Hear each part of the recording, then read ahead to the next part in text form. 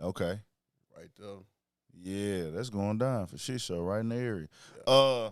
We here and we rocking, man. I didn't do too much this week. Went and checked out Keezy new project. Dope listener party last night, man. I like to see that from the artists pulling up and just, you know, you got to get out there and put your feet on the pavement, man. Yeah. For like underground artists, bro, that's big. Like just being able to, you know, you really got to get out there and get active, bro. You can't just throw out the tape on and post it on your Instagram page once or twice and think people gonna tap in.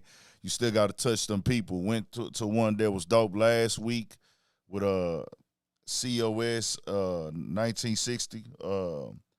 Baby for real, TG Gates, Rap Hustling. They put out a dope project. Shout Keezy out to them boys, got man. a dope project. This is what it's about, bro. I like this, dog, because I've been hearing these rumblings of like what Houston rap scene is at and how people feel about Houston rap scene right now. Did we so-called fall off or comparing it to other cities? And I'm like, bro, you can't do that. Every city has their time where they the ones that's in the spotlight, where they the ones that got the 5 or 6 artists. And one thing about H-Time, what makes us a city where like you can't even tell how hot we are is because nobody sounds the same.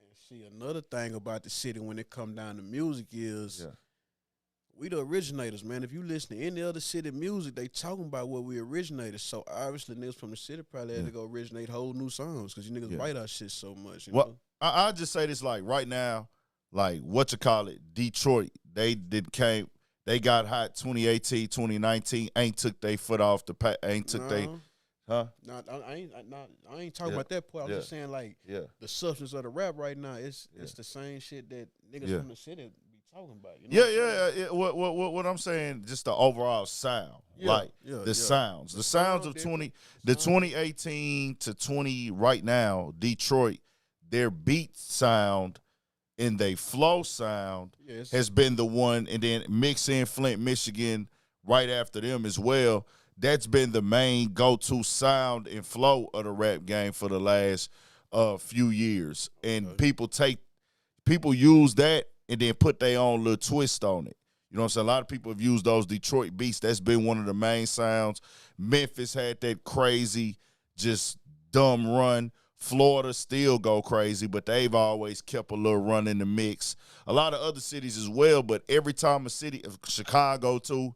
So when these cities have an artist that pop, some of those artists end up growing their sound and elevating it past what their typical sound of their city is. But I say with Houston, we don't have a sound where every rapper is coming out using this same producer, the same cadence, the same flow, or like the same concept. So it's hard to identify like, okay, they got a whole bunch of shit out there in Houston going on because everybody is so different. And Houston is so big, so spread out. You got many different crews and rap groups and cliques. And, bro, niggas can't even just – everybody in Houston can't even fuck with everybody. This whole so big and things like that. So we always active and working. And, you know, right now I keep hearing, like, the conversation with New Dallas. They going crazy. And it's, nigga, it's slide. I'm jamming them niggas, bro. Like, them niggas are all the truth. Continue to go up.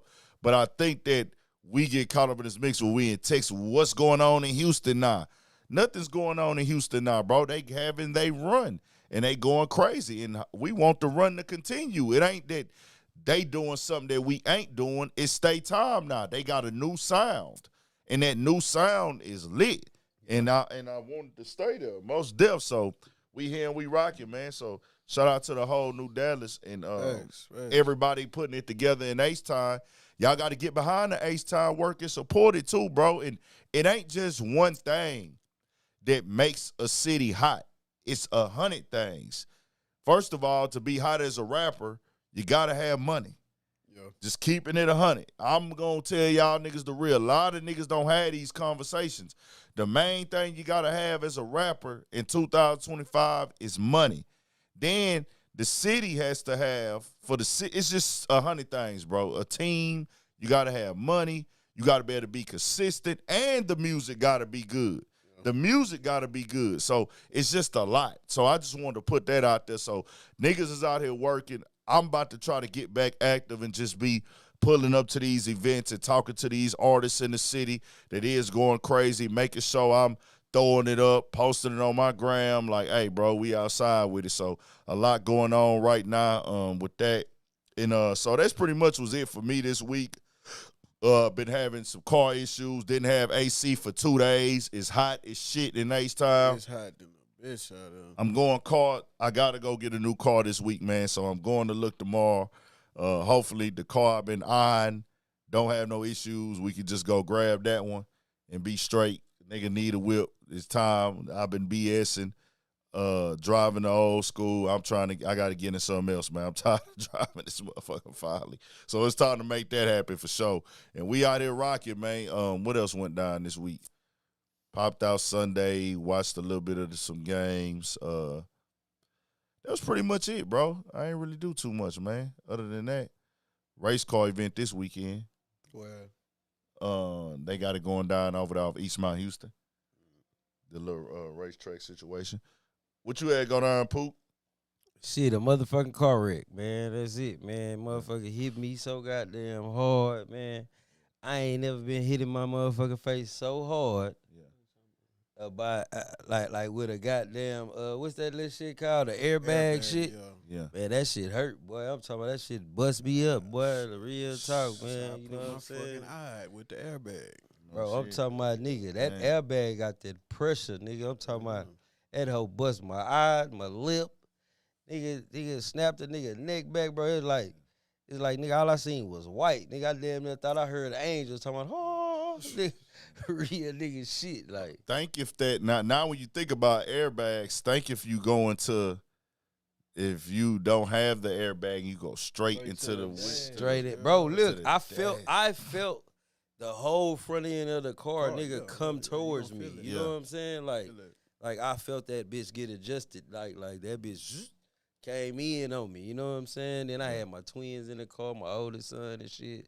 Yeah, they got shook up when I pulled up. They were pretty shook up on the scene, man. Yeah, that shit there was crazy. You know what I'm saying? So that's all I've been on, just shaking back from that shit, and you know what I'm saying, just count my blessings and life lessons. You know what I'm saying? Facts, man. We glad everybody was straight, bro. Especially hearing the twins was there, but when you came in, I was like, damn, my nigga fucked up. I said, damn, nigga, what the fuck happened? He was like, nigga, I had a wreck. I say, damn, nigga, I ain't even know.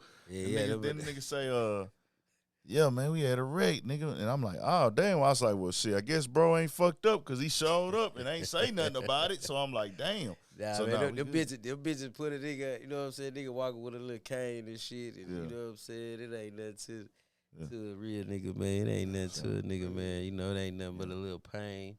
You know what I'm saying? That shit, you built to get over that shit. You know what I'm saying? So. For sure. I had a bad, it wasn't no bad wreck. Let me quit playing. I had no injuries, but I had that wreck in Atlanta during the pandemic on Cleveland Avenue. Oh, yeah, I remember when that. I was going out there trying to do the interviews, nigga. Yeah. Totaled the motherfucking rental car. Them bitches was hitting me up. I never paid them bitches. I can't rent there no more. I ain't gonna say who y'all is. They shit out of there, nigga. Head-on collision on Cleveland Avenue, nigga. At the dead end, like somewhere on that motherfucker. I'm out there trying to meet a nigga for an interview.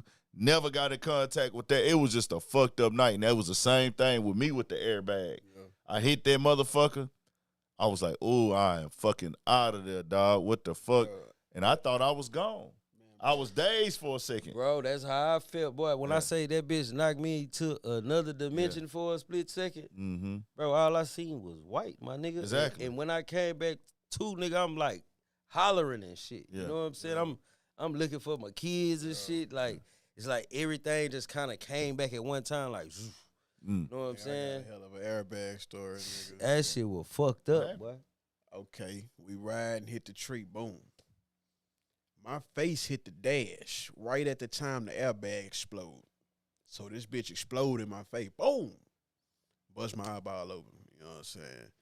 That shit, everything y'all saying is just like that. Thanks. But, nigga, I caught the front end before that whole bust. Like what you said, I hit the dash first. Okay. You know what I'm saying? That be a buzz, bro. And I never. So you had instant pain, nigga. I never experienced no pain like that in my life. That's instant pain, nigga. See, I didn't have that because we caught the airbag. We got it's a different type of pain that we felt. It's the pain of putting you out for a second. It's just like shock pain, discomfort real quick, like just to get. But that bitch, I ain't gonna. Nah, nigga, that steering wheel, nigga. That's how I fucked up the inside of my lip, nigga. That shit.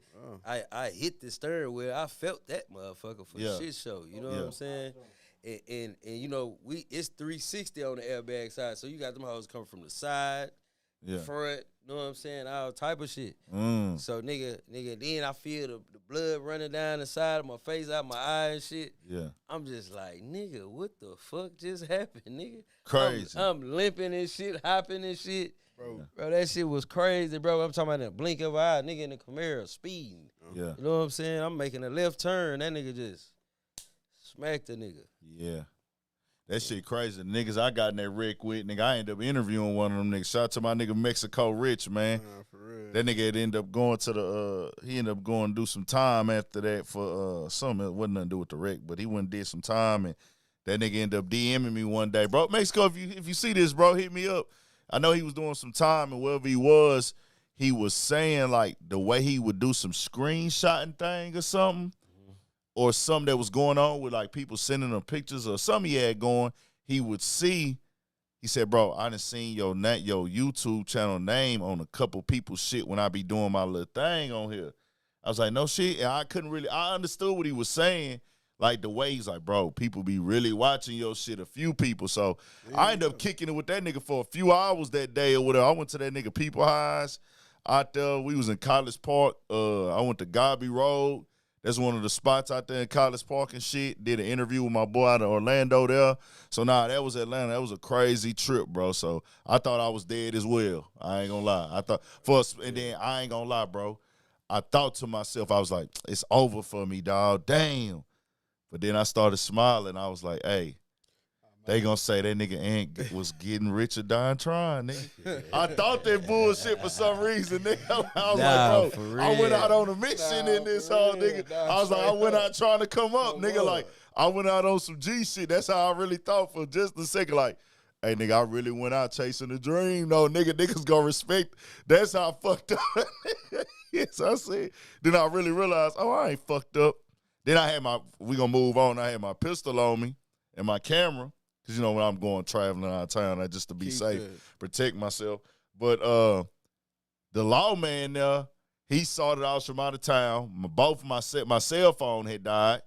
And I was like, I can't call nobody. The dudes they call was fucked up. They couldn't drive, so they got their rides from their people.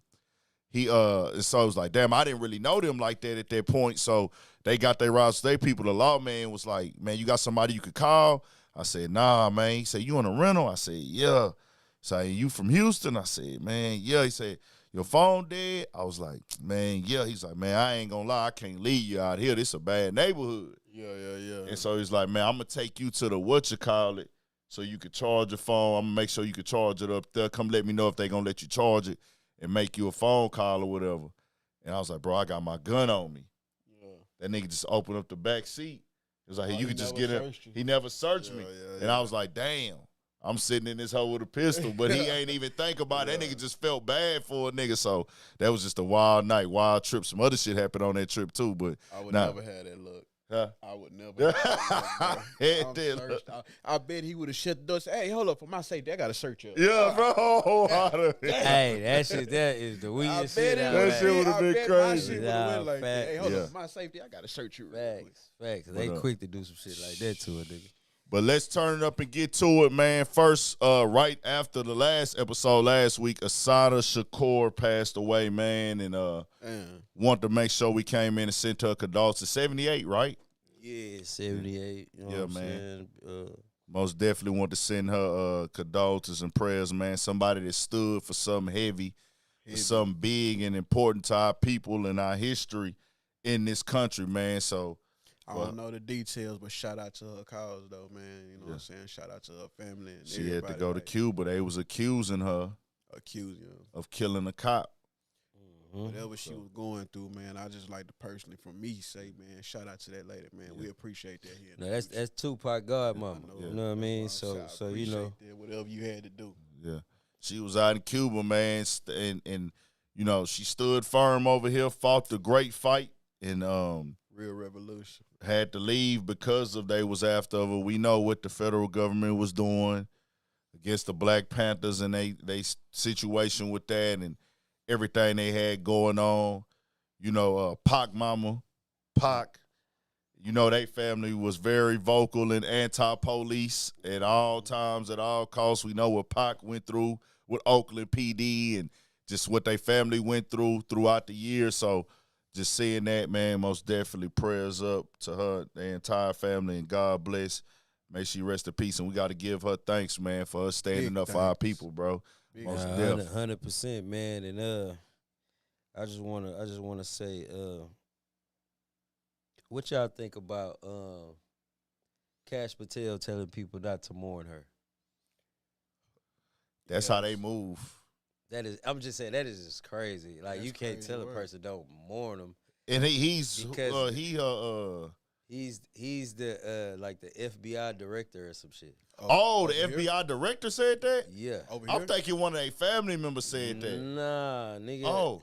Cash Patel, the FBI director, yeah, said that people shouldn't be mourning the death of her. Fuck that nigga. Nah, for real, from the heart. Fuck that nigga. I just felt like, I was like, come on, bro, that's trash, bro. And then they wonder why they get backlash for shit that they say. You know what I'm saying? Like, that shit is crazy to me, I'm bro. like more than glorified that y'all never got y'all hands on that lady. You know what I'm saying? Yeah. For real. Bro, then you had little rumblings of Al Sharpton trying to set her up to be caught. You know what I'm saying? We heard about that nigga. You know what I mean? Yeah. So when I'm just looking at those two situations that arised after, you know what I'm saying, she passed or whatever, it's just like this shit is just sickening, bro. Cause you gotta think, just the other day, we were just saying like man, come on, bro. She an old lady that y'all done up the money and shit, like, to catch her and shit. It's like, come on, my nigga, that shit over with. You know what I'm saying? She ain't fucking with y'all. You know what I'm saying? Y'all steady pressing that shit like she a real live mass active murderer. Doing some shit. Yeah.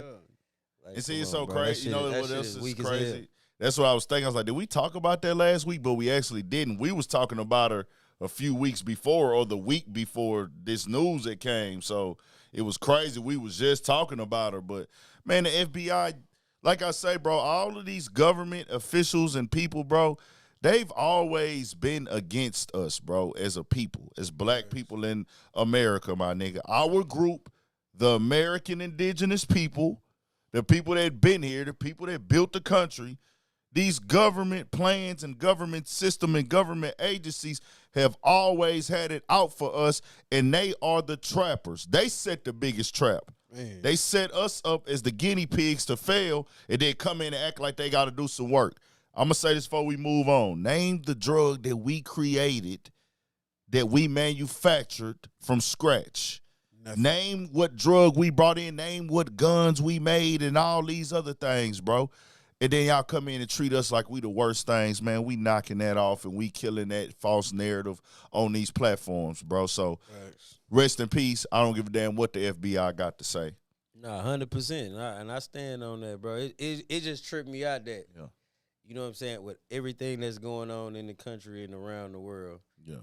You took time out to say some shit like that. Well, that's how they feel. In the internet space. You know what I'm saying? Like, come on, my nigga. Feel. That's how they get really the fuck feel. out of here, man. And also update Houston Bayous again. They found another deceased woman, if I'm not mistaken, last week, Thursday. They found one. It was like what the 14th, 15th last Thursday. Either Wednesday night, Thursday morning. They found number 14 in Buffalo Bayou, right there by U of H, coming out the jail. Right. So they went out there for a little bit, and they had that going on. So that was pretty wild to see another one. So that sparked up the conversation even more of the serial killer stuff, man. So I'm like, here we go, dog. What we got going on? Man, they better start adopting the buddy system. Facts. You know what I'm saying? For real. If it's really a serial killer, but I just think that's a dumping ground right there. Just different people dumping, but ain't no telling them. Man, just to keep it honest, bro. Push that up. At this day and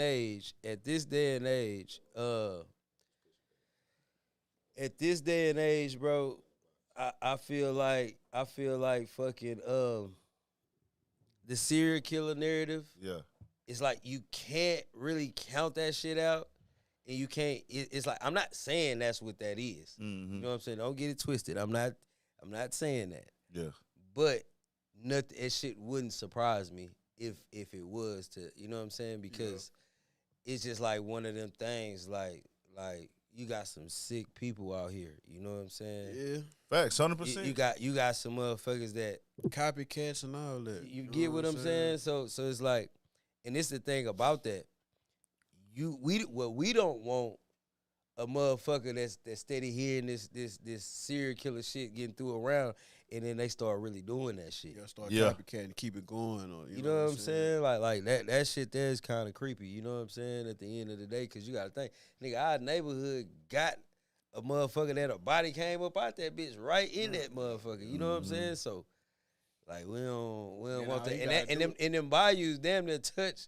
Every hood, you know what I'm saying? So it's just like, we don't 22 main bayous in the city on the main side, but people who not from Houston, they might not know every neighborhood, every subdivision has a bayou behind it or in the middle of it. That's just how it works. Or multiple. And some subdivisions got 2 or 3. It just depends.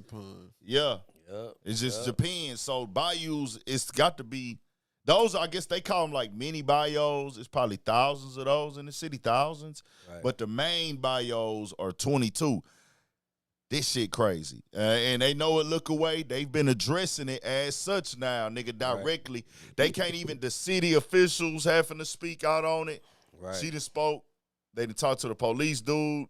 He done spoke. And then they had a press conference today to address it like, man, ain't no serial killers because they know the shit picking up steam with the social media era we in, bro. So all of that's going 100%. On. But at the same time, like I say, man, look, if you out there and you thinking about doing some goofy shit, man, just go play the video games. You know what I'm saying? You get you 1 million free kills on that motherfucker. You might run into a nigga like me. Since this been going on, I fake slip. I take the trash out, acting like I ain't paying attention. You pull up with that crazy, goofy shit you want to. Nah, for real. Turn around, blow you down. Thanks. We here, man. We rocking. We'll keep y'all updated with it. Condolences to all the people that lost their life in them situations with the bayous and their families grieving them losses, man. You know, somebody, I think that nigga BP was telling me, what do y'all feel about the possibility of some of these things happening through like bodies washing up or things of that nature? Say bodies washing up. Like can they wash up from upstate somewhere or like somewhere else through these creeks, any of these creeks or that'll take a lot of weight. Bayou, yeah, can they come from up there? I don't know. I mean, put it like this. They cross a lot of alligators. If we, I feel like if we had a lot of rain, going on to push the water, you know how like shit, like that shit that happened in West Carolina. Right. Now I feel like that's a possibility because you know like most of them bitches, they going to the Gulf. They leading out to the Gulf. They leading out to like San Jacinto River, certain other rivers. You know what I'm saying? So when you think about it, it's like, it could happen, but we ain't been had no rain like that to really push it. And then we got gators in them bitches. You know what I'm saying? All that shit. You feel me? We got all types of like nice size shit that'll eat that shit up for real. So my question is shit, that's just the motherfuckers that y'all finding. Yeah. You know what I'm saying? And how the city is and shit, like with the bayous everywhere, how we got them bitches all damn near connecting. Think about it. We don't be hearing about nigga ass getting bit or ate by no alligator because them hoes full already, nigga. Yeah. You know what I'm saying? That's a fact. So, and you know, they be full for a minute, especially if they get something big enough. Yeah. So it just ain't no telling, bro. It just ain't even no telling, man. Yeah. Then they not even. It's like they not even saying what's the cause of death for these people. Yeah, they did some of the autopsies. Some of them was like a drowning. Some of them haven't came back yet, so they haven't confirmed anybody that had a yet that I saw.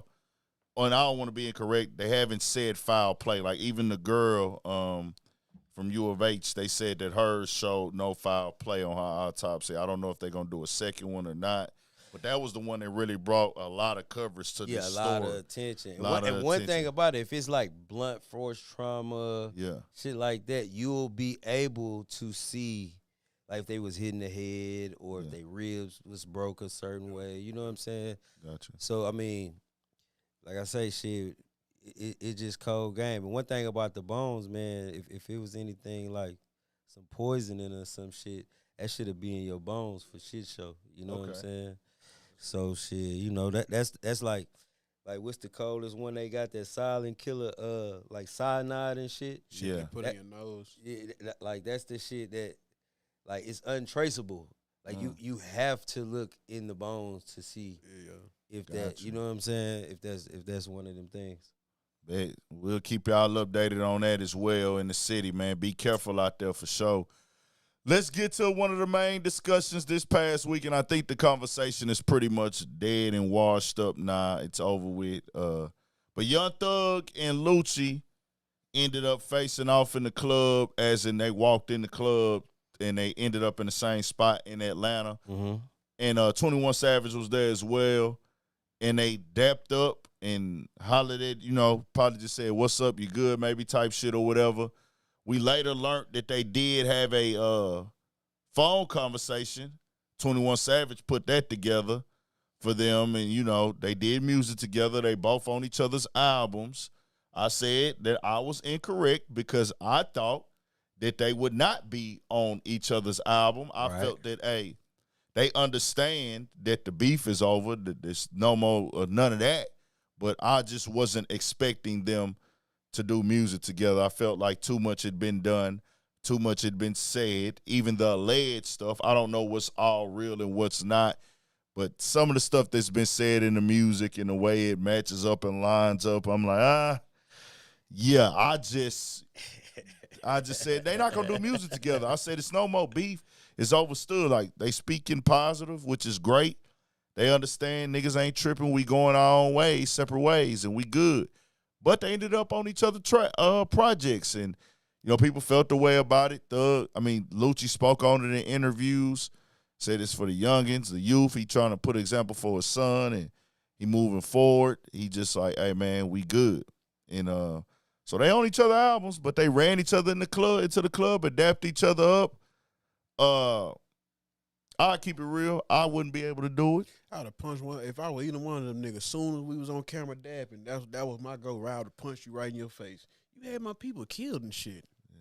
You was getting me stabbed up in jail. Ain't nothing. It's never gonna go that way ever in life again. Not gonna be cool. That's crazy work. And then he got these people on the sideline like, damn, my son's still dead behind this. So how that make sense? Yeah. I mean, like I was saying the other day, I was just like, them two are the artists. They the artists. Yeah, they just the artists. You know what I'm saying? So when you got crews beefing with each other, people are gonna try to prove themselves to the big dogs. You know what I'm saying? So they gonna get out their body and do shit that they ain't got no motherfucking business doing. And the big dogs gotta wear that shit, whether if it's true or it's just some misinformation or whatever. They gotta wear that shit. Yeah. So I mean, they rapped about each other. It was a lot going on, man. You know what I'm saying? But like I said, man, Atlanta different. You know what I'm saying? Like Atlanta is different. We definitely seeing that over these past few months. You know what I'm saying? We've been seeing a lot of different things pop out on Atlanta. I mean, if they can fix it, they can be cool and shit. You know what I'm saying? It ain't no difference with what's the young boy, J Mane, when he pushing the peace in Chicago. You know what I'm saying? Like, boys do all type of shit to each other. You know what I'm saying? And peace. but I'm saying like it's like the same shit. It just they just took it a little further, started doing. They did a couple songs. You know what I mean? I just say this though, like them dudes in Chicago, they might have this or that or a nigga from their hood, whoop de whoop. These two niggas is like we're directly into it with each other. That's the little bit of the difference. And you know, I wasn't even gonna go into the details, but the way T jumped out there. Fuck it, we here. Yeah, you gotta keep it. You gotta keep it 100. Gonna go there, hey, bro. Just keep it 100. I love my mama to death. I love my daddy. I love my aunties and my uncles, bro. Once anything happen to them, it's up forever. I'm gonna say this. I ain't gonna lie. I'm not finna say it's gonna be up forever. To each his own. Yeah. But I'm gonna say this. The Fed squad, the police squashed this beef. The police squashed this beef. Fannie Willis definitely did a good Fannie job. Willis squashed this beef. Fannie Willis ended this beef. She definitely did this. YF and Lucci caught the Rico first with his guys first. Then Lucci and them, Thug and them Rico came later. That makes it to where you only got one option if you continue to beef. What you got two. What you always have two options, death or prison when you're in a war, a street war. Them are your two options. A lot of the time, your two worst options. Those are your two worst case scenarios. Best case scenario, you get the other side or y'all just whatever. We know these wars are no good. We don't want them. I'm not advocating for violence at all. Y'all know that if you've been following this platform. Yeah, but I'm also a realist. Whereas I call it for what it is. There's no more gray area. When the street wars go on, we done had street wars in Houston. When the street wars happen, it's this. We go slide on them, they go on us, whatever happens. There's a gray area we can get away. We're going to do this and get away with it. They trying to get at us and get away with it. That's over for them. If you go slide on him, you're going to the feds for the rest of your life. 100%. Understood. So that's why I'm for them squashing it and being to the point where, hey, we're not looking for each other anymore. We're done because we still have our family here. We're not protecting. We're protecting our family now from more pain because the only other cause they going to get is we going to prison for life or we dead. That's that now. It ain't no more slipping and running or we can still do it and get away with it. That is fucking over. So that's done. Yeah. I get it. We got to cut our losses on that. But I'm just not the person that's saying I can go do a song with you. I'm going to say, hey, bro, it ain't no beef. We done. We ain't dying. Huh? We not dying at all. We not fucking around, none of that. We not doing no music. I'm not going, even if we in the same spot, I'm not going to crash on you. Yeah, I ain't tripping. We in the same club. I'm not finna punch you. I'm not finna hit you. I'm not finna get after you because my mama and them still here. They mamas is still alive. They family still alive. So I'm just saying I'm not going to do that. I'm not going to run and get up on you. You know what I'm saying? And it's just I got to stay away from you. You going to stay away from me. It's overstood. But I ain't going to lie. I can't be next to you like that. I'm just keeping it 100. I'm too petty for that anyway. I ain't going to lie to you. Yeah. I'm way too petty for that. Yeah. We right 100%. Everything you been saying running through my head. You right here, enjoy yourself, chilling. Yeah. Man, you got me fucked up. The stabbing in jail. All that. I'm finna come across your shit with something, man. You right. I ain't gonna even. You know what I'm saying? Like, but I can feel you. Like, we gonna be smart about it. Ain't no more killing and talking about that or nothing. Yeah, we ain't rap about it. Not finna hang out though. And we not doing the song. I'm not doing the song, bro. And niggas saying they did it for Atlanta. Everybody got their own opinions about it. I know Lucci has been through a lot, man. 100%. Lucci has been through a lot. I see it in him like, bro, he tired, man. Yeah, facts. He tired, so I'm not talking down on now one of them brothers. I'm not disrespecting. Hey, what y'all think about how what's his name? Woody said the truth. Yeah. Well, I don't know about Woody saying that niggas ain't real gangsters. Nah, that's true, bro, because I ain't gonna lie. Yeah. It ain't a gray area in that shit. Once you start sliding off and doing certain shit, that ain't gangster no more, bro. Yeah. That ain't hood, that ain't street no more, bro. Because like Woody was one of the ones in the position that was out there doing this shit and having this shit done back towards him. So this is true. By him being in that position, he looking like, God damn, thug, after all I done done. Yeah. What if we would have went to jail whoop-de-doo? You know what I'm saying? Y'all have been cool in there or something? Yeah. Like, come on, my nigga. Hell nah, that shit way too much. Well, bro. you know how it went on The Wire? Yeah. Weebay and Chris. Yeah. At the end, they both got life in prison. They on the yard together like shit. Go that way. But shit, I ain't gonna lie though. In prison, that's how I go. You gonna have to come you in It's prison. like y'all might have to get that one squabble in, but y'all it's gonna like, have to be cool, especially Yeah. the farther you get away from home. yeah. Like I knew Facts. niggas in the county that did not like me, bro. Yeah. I'm talking about couldn't stand me, bro, just cause I had commissary and shit.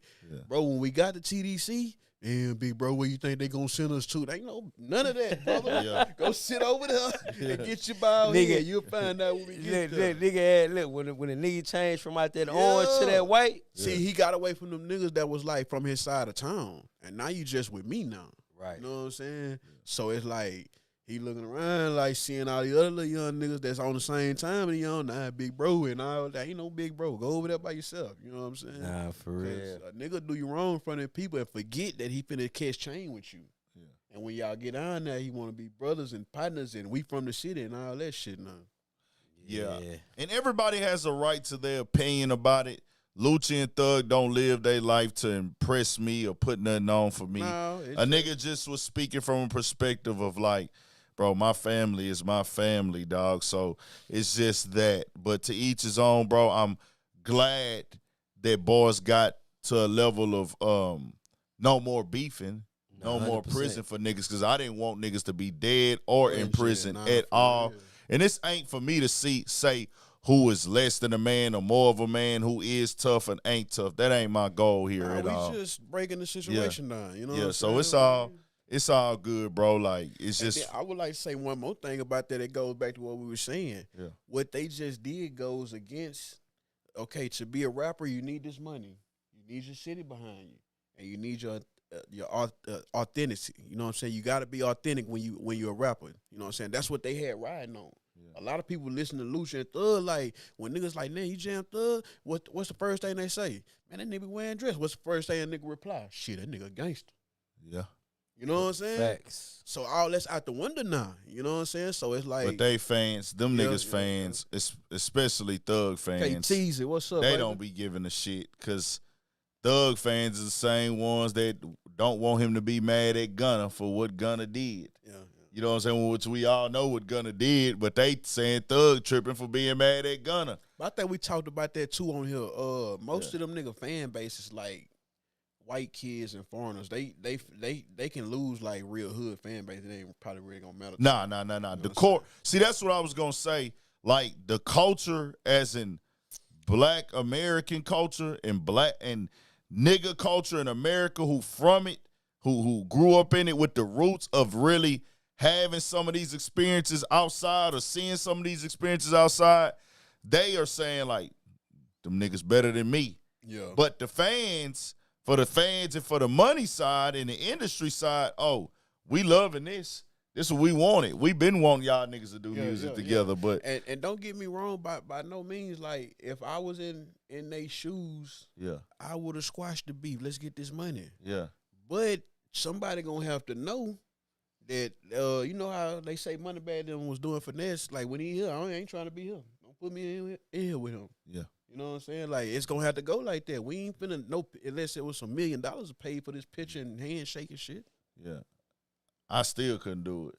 Facts. I still couldn't do it. I couldn't do it. Being spilled. Yeah, I couldn't I'm just do trying it. to come with narratives because I don't Yeah, want no, you no, think, no, no, like, no, I couldn't do it, I ain't bro. the crash out type. I feel, but I did kind of like, but I felt some type of way when I seen that shit. Like, when I watched what Lil Woodard was talking about, Yeah.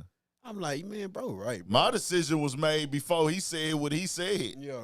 My decision was made before Lil Woody got there. Last week it was made, but it's still like I watched it. I'm like, damn, bro was the one that they were using to do this shit. For. Yeah. You know what I'm saying? How you know? I get, you know, to each his own, bro. Like, it's just one of them things. Did y'all get a chance to check out the music?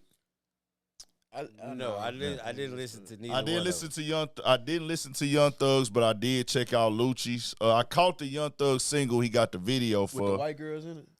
I caught a little. Yeah, I caught that video. Got a little bop to it, little vibe to it, some thug shit. And then I caught the a snippet No, I caught the whole song of the Whoop-De-Doo. Then I caught the one it's that the actual song Whoop-De-Doo. Yes, the song Whoop-De-Doo. Oh. Capitalized on it. Then I caught the one that he did with Lucci. Then I caught the intro. Now the intro threw me off, and I said, "Man, Thug does a lot." Like what you mean it threw you off though? Like he's at the end saying "nigga" with the hard er. Nigger. Yeah. And he's saying that and the way that he explained it, it was really nothing more than shock value. Like, I'm going to just get on here and do some shit for some shock value. Then he did a media play with art cover with white skin and blue eyes. Right, I seen that. And then he gave an explanation for that, and I was like, this is the stupidest shit I've ever heard. This is dumb. Like, this makes entirely no fucking sense, bro. Like, I'm just keeping it honest. Do y'all think bro sat in there and talked on that phone on purpose like that? No. You don't think so? Like, for people to hear? Comfortable. I'm talking about when they was recording him. In jail? Yeah. Oh yeah, he was comfortable. Cause I mean, you got to think in his mind, he's saying, "Hey, I was not breaking the law. I'm not discussing crimes on the phone, so I'm just venting. I'm just talking." Yeah, you right. Niggas think when I don't talk on the phone, don't speak of any criminal activity on the phone, don't speak on no cases on the phone. But me just talking about everyday life and who I'm dealing with. Yeah, he was just got comfortable. I just got comfortable, but niggas, that wasn't the thing. It was just, hey, we heard what we heard, and bro talked about certain people like he doesn't like them. Yeah. You know, people make comments about people when they not around. That happens. You but can hear it in his voice. Yeah, and not even that. It's just what he was saying. It's like you're talking about these people like you don't like them. Yeah, that was a different conversation. So it was that. With me, with Thug, I haven't jammed the Thug project all the way through in a while. I know he experiments with music a lot. Thug do got them slaps that I do fuck with. They go crazy. Yeah. Of course, London. The whole album with the dress, I ain't gonna lie, I like that motherfucker. Okay, I wasn't on that one. I was on the one when he had the blue background in the sky with the fuck cancer on there and Hercules and all them tracks. Hercules. That was my shit. That one was my shit. Of course, Rich Gang anniversary was either yesterday or today. I think it was yesterday. The first one with him and Rich Homie had the half face. Lifestyle. It was 11 years. It made its 11-year anniversary. Yeah. No. That was Thug's first part. When they first got with Birdman and they all was Rich Gang, Pee Wee Long Way. The intros on Javinci, my toes and my hoes and my bros. Shout out Long Way, man. Shout out Free Long Way. Free Long Way, man. That hit its 11-year anniversary yesterday. So that's rest in peace to Rich Homie, man. That was a time. That went crazy, man. So Homie had his time. I ain't gonna lie, bro. Yeah. Bro really put me on Rich Homie. Bro listened to Rich Homie so much that when you had the I was on that homie, man. I had no choice but to jam it. But it's like he had like another sound like Lucci. To me, it was new. You know what I'm saying? Like the high pitch shit. So I was always kind of fading away with it. But then them niggas were actually hard though. Like when I just started listening to them and getting into them, especially Rich Homie. Rich Homie had his own little era for a little while. I don't see why shit went the way it did for him, but bro was that guy. Especially like 14 or something like that. That was his year. 14. Yeah, 14. Bro was that guy. Bro, you gotta think. You gotta think, bro. Rich Homie, even I don't know if y'all ran across the song that Jermaine Dupri just dropped with a visual and everything with Rich Homie on it. Like, bro, Rich Homie, you know, God rest his soul, man. If bro would have, you know what I'm saying, still been here, he would have dropped some hard shit. Because that whole thing Jermaine Dupri doing with the strip clubs. I like that show too. Say, man, man. You know, I follow Jermaine Dupri, so I seen a lot of time when he in the studio, he showing when he creating and they talking about it and talk about moments that was at the fucking strip club, you know what I'm saying? And they creating the music. So it was just like to see that. Yeah. And then to hit the ending products of them songs that he was doing, like that shit jamming, man. Shout out to that nigga, man, Jermaine Dupri, man. So diff, man. So I checked out I rolled to the whatchamacallit. It was jamming the Lucci, of course. It was just slide. Cause that's more of a straight Lucci straight there. He gonna take you straight down through there. straight to the point, vibe, lyrics, storytelling, wordplay. I rock with it. The one that stood out the most to me, that I like the most, the one to Trouble and Peanut. That nigga flowing on that motherfucker. Like, he flowing on that bitch, bro. So I rock with it, man. Keep going up, Lucci. Keep grinding. You here for the fam. Everything is straight, man. Y'all keep going up. Stay out these people's way. So that's that with that situation. Let's move on. I ain't gonna lie, y'all seen that picture though they had bro looking like Roscoe the other day? Man. My bro did that. That shit that was Bro, crazy. that shit look Bro crazy. had the facial expression and everything. I was like, bro, what the fuck? Shout out Lucci, my man. nigga Lucci though, man. He was looking crazy though. I ain't gonna hold you. He said nigga look like, oh boy, the comedian say he look like a TLC. Nah, for real. Shout out to that nigga Warren, man. I follow, bro. The grand nigga funny than the hoe, man. That's a funny ass nigga. But shout out to Lucci. And yeah, we'll get that call in 5 minutes. I'm gonna call somebody for an exclusive story of what happened with Terence Crawford. The stop when he got pulled over. That shit, they're lame than a bitch, bro. Man, speaking on Terence Crawford though, is it just me, or since he won, it's been a lot of weird shit going on within in this whole little shit surrounding him, bro? Yeah, we're gonna check. We're gonna get into that in just a second. We'll get to that in a second. We're gonna call my guy True Media, and he gonna break it down because he was actually in the car with him. Oh, okay. So we're gonna get that story. Ain't no on better here. way to hear it. Nah, facts. Diddy, y'all. New news with Diddy. The prosecutors want 11 years. Sheesh. How long he been in the can? About a year?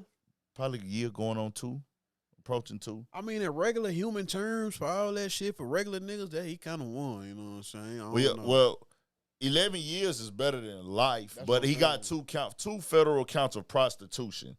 That ain't 11 years, because if he was doing that on a state situation and it wasn't Diddy and it didn't have that RICO stuff involved, this nigga would have got out the same night. Yeah.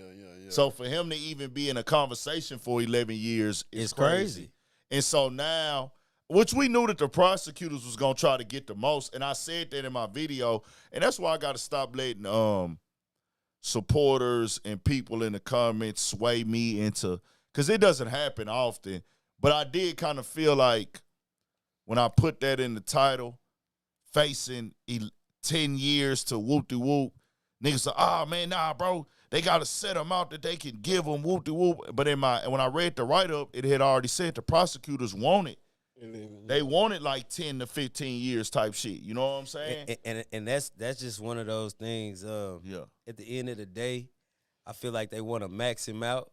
Yes. You know what I'm saying? For what they can get up out of him because of everything else that kind of got combated during the trial. You know what I'm saying? For sure.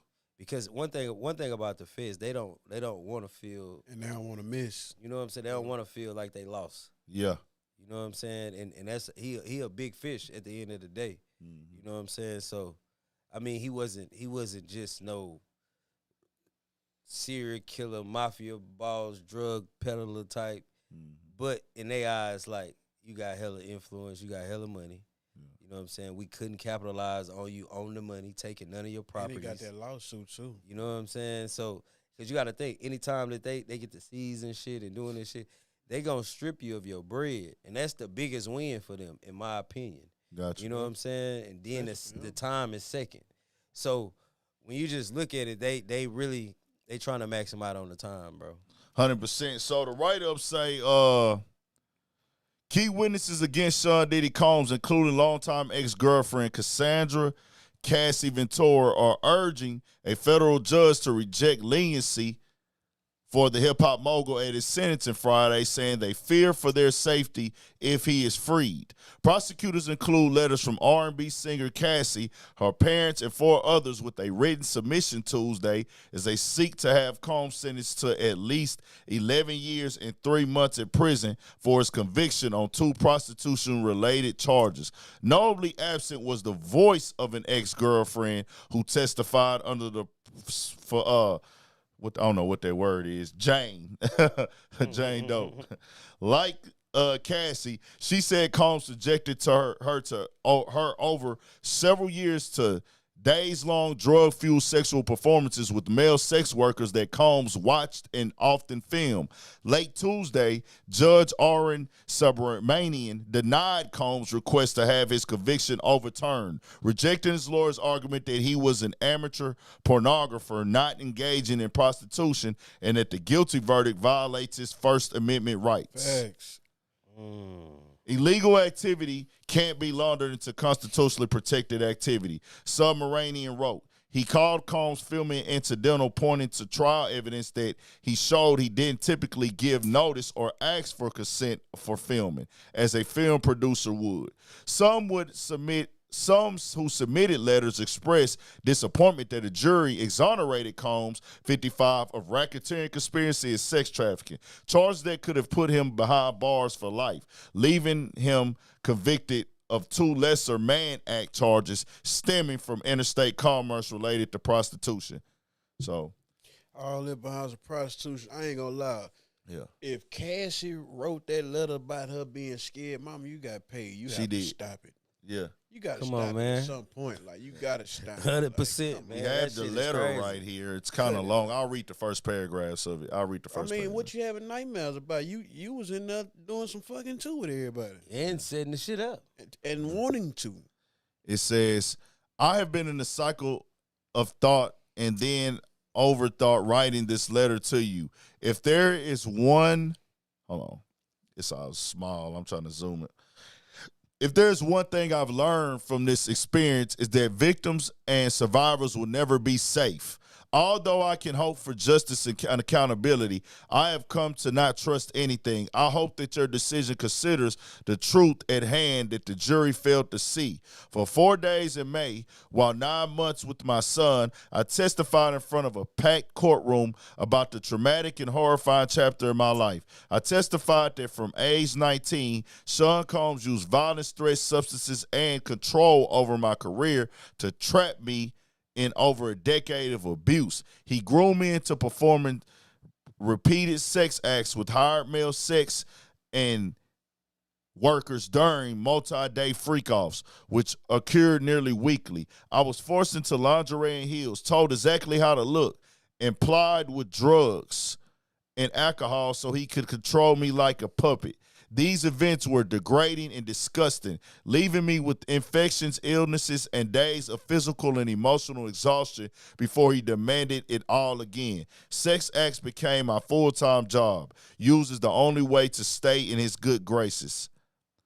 So she's saying she testified, and she says she's bruised and abused and damaged, and she's in fear, basically. So. Sounds like a Saturday night on Greens Road. But hey, all right. Yeah. Anyways, you know what I'm saying? Bobby, you was there that long doing that shit. You got your money, man. You know, you got to stop it at some point. Let the man make it, man. You know, you was his gal. That's what he liked. You stayed around for it.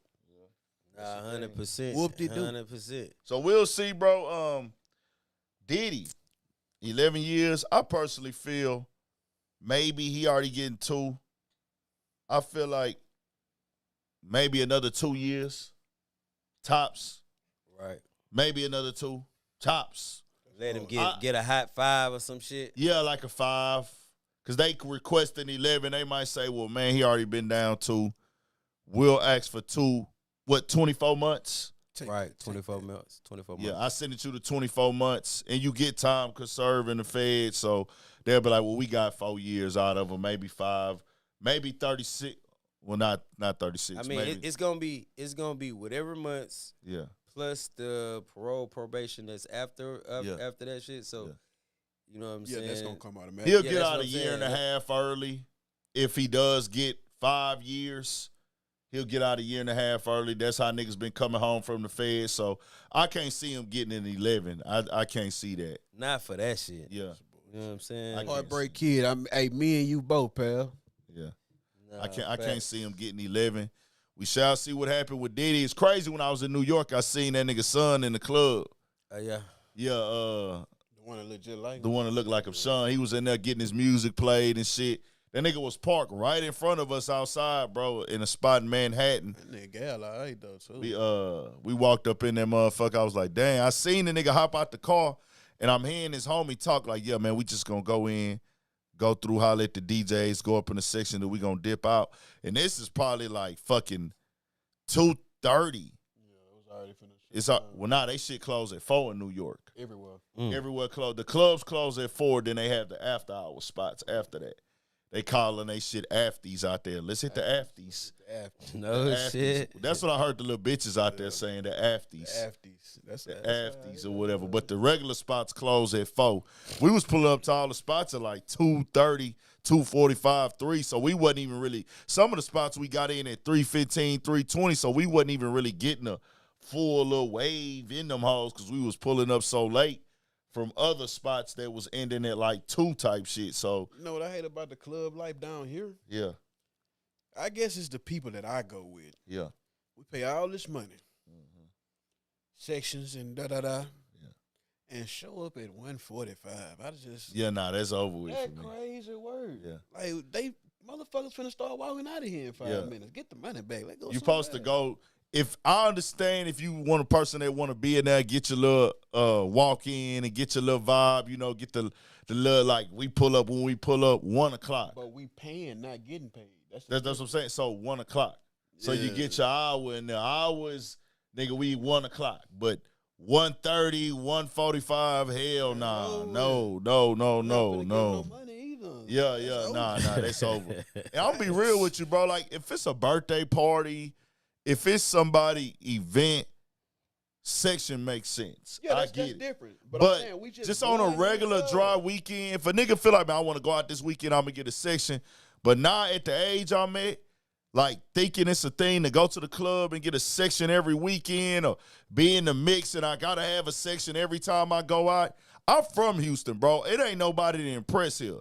And I know that shit don't really mean too much of nothing. Like, it means so if you want to go out and you trying to get you some women, maybe you or you won't be out that often, so when you go out, you want to do it up. But if you a motherfucker that be pulling up the spots throughout the week or you pull up to spots a few times a month, I know now, like, hey, bro. And I think a lot of niggas that's older know, like, bro, that jig is up. Nigga did that already. Man, you got the section. You got all us in here. You got motherfucking security right here. Won't let the bitches through. Fuck all that. Like, what the fuck is we doing? The whole point of getting a section, if you're not taking your ladies there, unless you and the guys just going out to grab some drinks. But if you like a single nigga, and y'all, it's no point in getting a section if you're not there. If you're not, hey, pull up. And then one thing about sections, once the alcohol gone, the bitches is gone. That's over with. They leaving. They going to the next section. I've seen it 100 times, bro. Best thing about it, we don't drink. All the alcohol is on you. I bet you don't drink all this. But that's that with that situation. We'll see what happened with Diddy. We'll see how it play out. We'll keep y'all updated with it on Friday, so that'll be next week. More coming on that storyline. But the next thing that hit, Terence Crawford, man, pulled over in Omaha, Nebraska, world champion. Congratulations. What makes this story right here ironic and crazy is that it was his day in Omaha, Nebraska. And they do all that. On his special day, and it was his birthday. He had went to the game, the college football game, did that, did the parade, had all those events. Birthday party as well. I don't know if they was on their way to the party, leaving the party, I think, whatever. He get pulled over, and the cop pulls a gun on him. That's like that boy Nipsey, you know what I'm saying? I want to jump for you get to explain it. Yeah. But like that boy Nipsey said, man, that ain't nothing but a bunch of stay in your place, black man. Yeah. That's all that is, bro. Mm-hmm. Stay in your place, black man. You did this, you did that, but stay in your place, black man. Which is some whole shit, though. When you hear it coming out of a place like Omaha, stuff like that, you're like, oh, really? That's how y'all getting down out there, bro? Is it an issue? So that gained a lot of wave because it was all over the blogs. It was kind of a slow day as well. So it wasn't a lot going on in the news that day, just football Sunday, because this happened Sunday morning. So it just, by the time it broke all over the news, everybody is like highly upset, bro. This is one of them ones when everybody was 100% in the comment section, me just scaling it that way. Everybody just was like, bro, this is messed up, bro. They out of pocket, they out of line. On his day, on his birthday, his birthday in the city. What are you stopping him for? With my day in the city, my parade, I got to have the most popular face out of Omaha right now as far as people, period. You know besides Warren Buffett. Besides Warren Buffett, it's him and Warren Buffett out of Omaha. Just keeping it all the way 1,000. So, nigga, the whole world just watched me show up and show out on Canelo in these last few weeks, man. The whole world was tuned in to me. I'm in every home. I'm all everywhere. So for you to pull me over and not even recognize my face when I walk up just don't sound right. But we do got an exclusive from my guy True Media, coach out of Tampa, Florida. He was actually there, y'all. So we gonna call him with him, man. We gonna see what was going on, man. Yeah, cause that's a bunch of bullshit. You could put it on the you hooked up to the Bluetooth or whatnot. Let me make sure we getting the Bluetooth together, y'all. Give us just a second. Bluetooth. It's on iPhone. It say you hooked up. Let me close the other one. Hold on, let me cut that other one off. My bad, y'all. Hold on, it gotta be this one then. Bluetooth. Roadcaster. Tweez.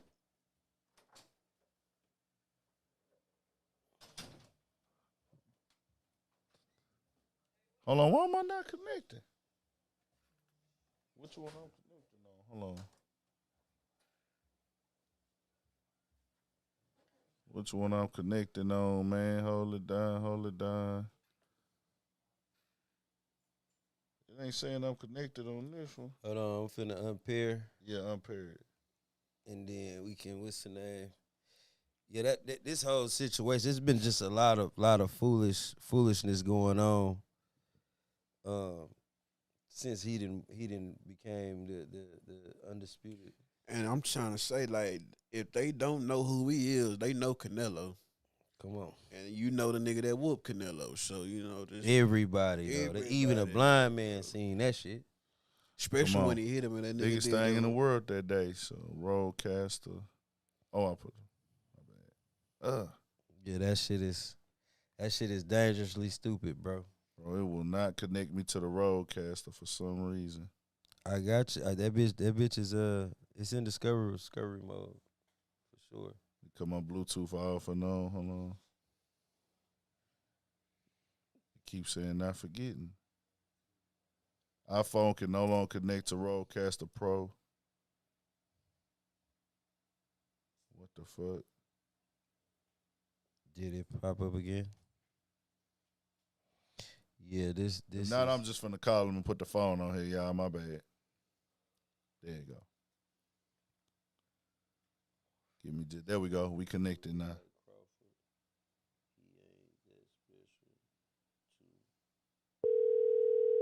Nah, 100%. Y'all hear the phone ringing? Hey, Yo, Coach, what's good, man? Hey, what's up with you, fam?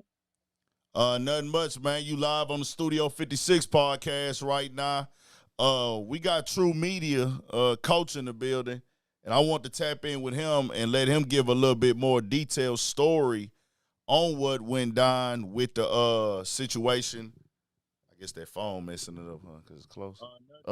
The situation that had went down with Terence Crawford being pulled over, man, because we seen it break into the news and break into the media and everything like that. So I wanted you to give him the first hand, and y'all go follow his channel too, True Media. They reported, to us, to the world, that reckless driving and that they saw a gun, and that's what made him pull a gun, supposedly. So we getting some information firsthand from you as one of the 4 individuals in the car. Yes, sir. So shout out to everybody on the podcast, man. Urban Politicians on TV. I'm Coach Malachi Williams. I'm out of Tampa, Florida, West Tampa, Florida. There's a difference. West Tampa, Florida. I have a boxing podcast. I interview a lot of fighters. Me and Bud Crawford is real close. I interview quite a few fighters. So let me explain to y'all what happened. The thing that pissed me off and is this. And I'm gonna try to be as cordial as I can, but the cracker lied. So basically, I was with Bud all that day.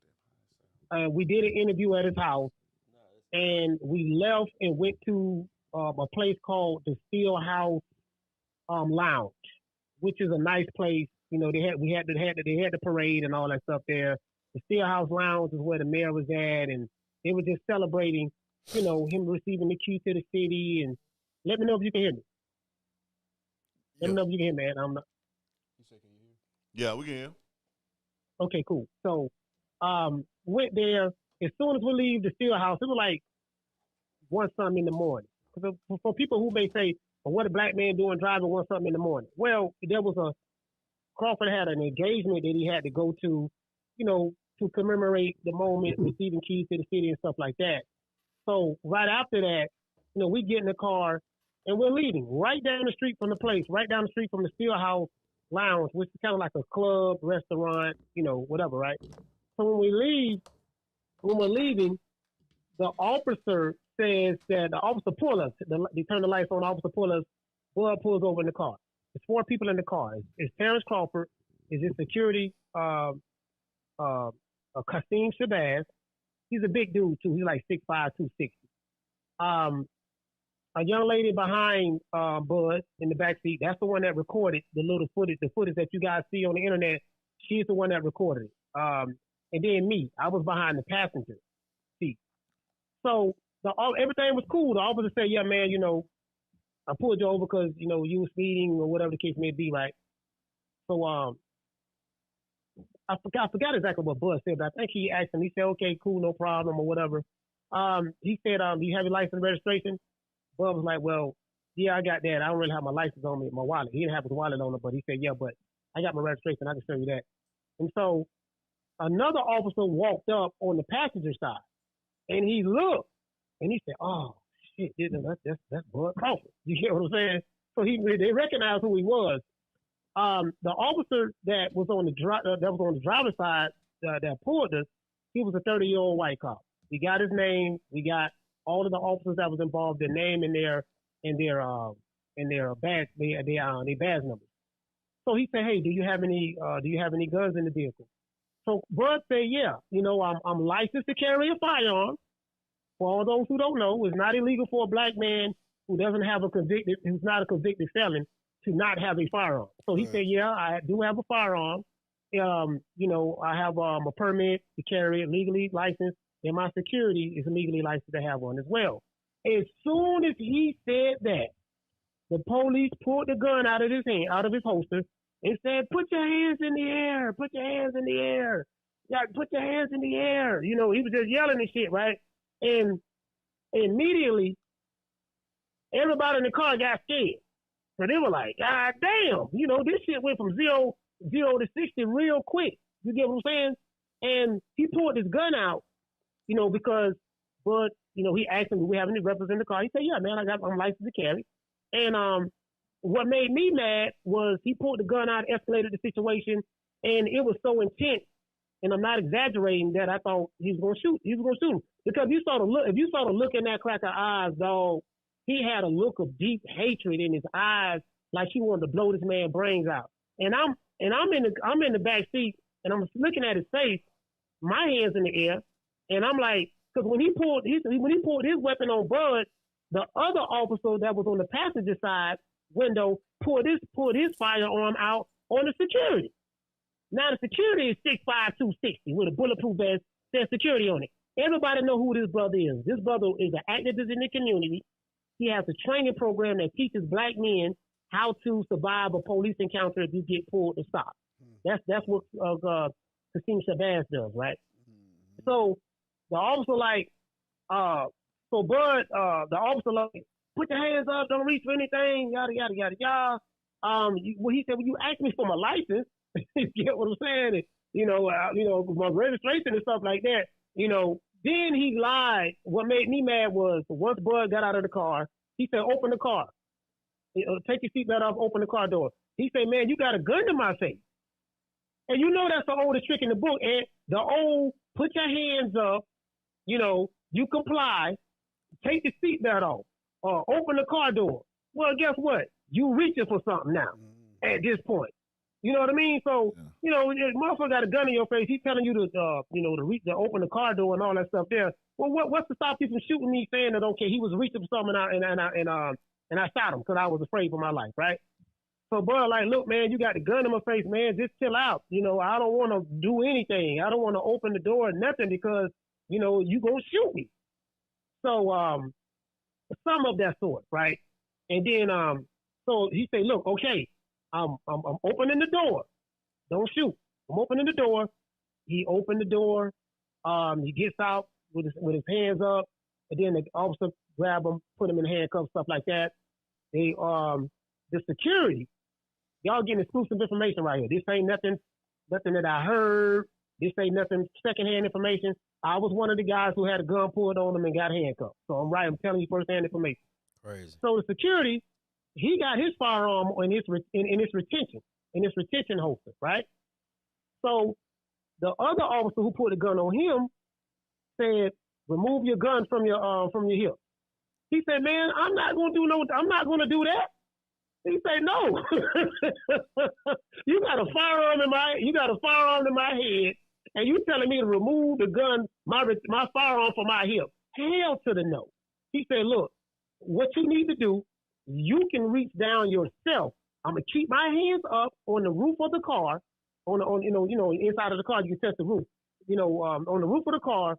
And he had to tell the officer what to do. Listen, you can reach and take the gun out of my retention holster. I'm gonna keep my hands up. And that officer opened the door, took the gun out of Kasim's retention holster, and then he secured the weapon, secured it, and then he it was like 10 officers had them pull up something of that sort. I forgot how many, but it was a lot of them. Gotcha. And the security got out of the car. They handcuffed him. Big dude. So I'm afraid for both of them because this Terence Crawford, this shit that went from 0 to 60 real quick. You ask the man, was there any firearms in the car? He's legally licensed to carry a firearm. The lie in this whole police report, Ed, was the police said that he saw a firearm on the floor dashboard. That's a goddamn lie. Gotcha. He didn't see no firearm because there was no firearm on the floor dashboard. You know what I mean? But don't keep no firearm on the floor dashboard. That's a lie. You ask the man, did he have any firearms in the car? He says, yes, I'm legally able to carry a firearm, stuff like that. And my security has a firearm as well. He's armed security. Gotcha. You get what I'm saying? So let me ask you this right here. With them doing that, they said they launched an investigation out there. They put that out there very quickly. They made it very, clear. We looking into this. They saw the steam that it got in the media. They've launched their own situation with it. Like, we finna look and get all the results, and we gonna be very transparent. Obviously, it seems like this cop is not properly trained for him to move that way. How long do you think it took him to realize who Terence Crawford was, the one that pulled the gun? To be honest with you, I don't really know if he knew who Terence Crawford was, but the other officer did. Okay. And then when we got out of the car, when all of the other police officers came, everybody knew who he was. Got you. I just feel like with these type of situations, a lot of people don't understand how it makes you feel to have somebody point a gun at you, officer or not. This is somebody who has had a gun pointed at them by police. I've never had a gun pointed at me by nobody but police, and it's happened more than once because I have an old school muscle car, and it has that look to it and everything like that. So throughout the years, I'd have been pulled over more times than I could count. I'd have been searched. I done had everything pulled out of my car, laid on the ground. I'd have been handcuffed, put in the back seat. It's not a good feeling at all, especially the older you get. Especially when you got an aggressive officer, too. Exactly. That's just it. And the older you get, as opposed to, hey, bro, I'm not doing anything illegal. I'm not breaking no laws. I haven't done anybody wrong. This is my day in Omaha, Nebraska. I'm the world champion. I'm the best boxer, pound for pound, of this era. This is not a debate anymore. I'm at home supposed to be celebrating, and you treat me out here like I'm a criminal that deserves to have a gun in my face. Nah. So we firm on the, hey, bro, this ain't safe. This ain't how it's supposed to go. And this is something that should never happen, man. So, nah. Hey, I appreciate you calling in, too, man. Y'all get over there to True Media. Was there anything else that had happened with that? Yeah, so what happened was, you know, I want to clear some stuff up because some people saying that, you know, well, the officers, they want to get back home to their family and stuff like that. Bro, look, this some bullshit. So basically what you're trying to tell me is, you know, people who are legally able to carry a firearm that the officer did not see. He didn't see any weapons. He asked, was there any weapons in the car? And the driver told him. And then as soon as the driver told him, he pulled his gun out and, you know, looked like he wanted to blow my man brains out. That's what we saw. So he didn't do anything to the point to where that nothing illegal to make them want to pull a firearm out. You know, that's crazy. When Bud got out of the car, he immediately said, look, I don't even want to talk to you no more. Ain't nothing to talk to you about. Get your supervisor. Because that's when all the police realized who he was. You know, he said, get your supervisor, your sergeant. We ain't got nothing else to talk about. The officer wanted to put him in the car. Say, look, I want to put you in the car. We don't want any media attention on this. You know, he said, no, I'm not going nowhere. We gonna stand right here, get the supervisor on the phone, get the supervisor here right now, your sergeant. We ain't got nothing else to talk about. So the police report was right when the sergeant and the lieutenant or whoever put that statement out. I think the mayor said that the sergeant or the lieutenant came on the scene. I think it was two of them at Mr. Crawford's request. He did request that, and then they took the firearms, checked them, seeing that everything was clean. They gave the firearms back, and then Bud put out his phone and recorded the officer and said that he said that I got you for speeding, and he said, well, if I'm speeding, how fast was I going? What did you clock me at? And he couldn't say. And there you go, right there, man. Hey, we know what it was from the jump. Omaha, get it together out there. Seen bro and took a cheap shot. Yeah, man. That's how it go, bro. And I'm glad y'all made it out, bro. And like my boy DJ Ace told me at the spot, man. My guy DJ Ace at one of my spots, he said it being Crawford might have saved another brother life that night. Because we know how these things end with cops, so it saved another brother from going to jail or catching a case. Yeah. Just the fact that it's Crawford, who is the world champion and 100% legit. What they was driving? Y'all was driving an electrical vehicle, huh? Yes, sir. That was it wasn't a Tesla, but it was an electrical vehicle. Nothing even if it was flashy, I mean, y'all knew it was. Yeah. It's just like, I know what you're saying. You ain't wrong. I'm just saying, like, it's Crawford, my nigga. You know that. You know, it's just one of them things.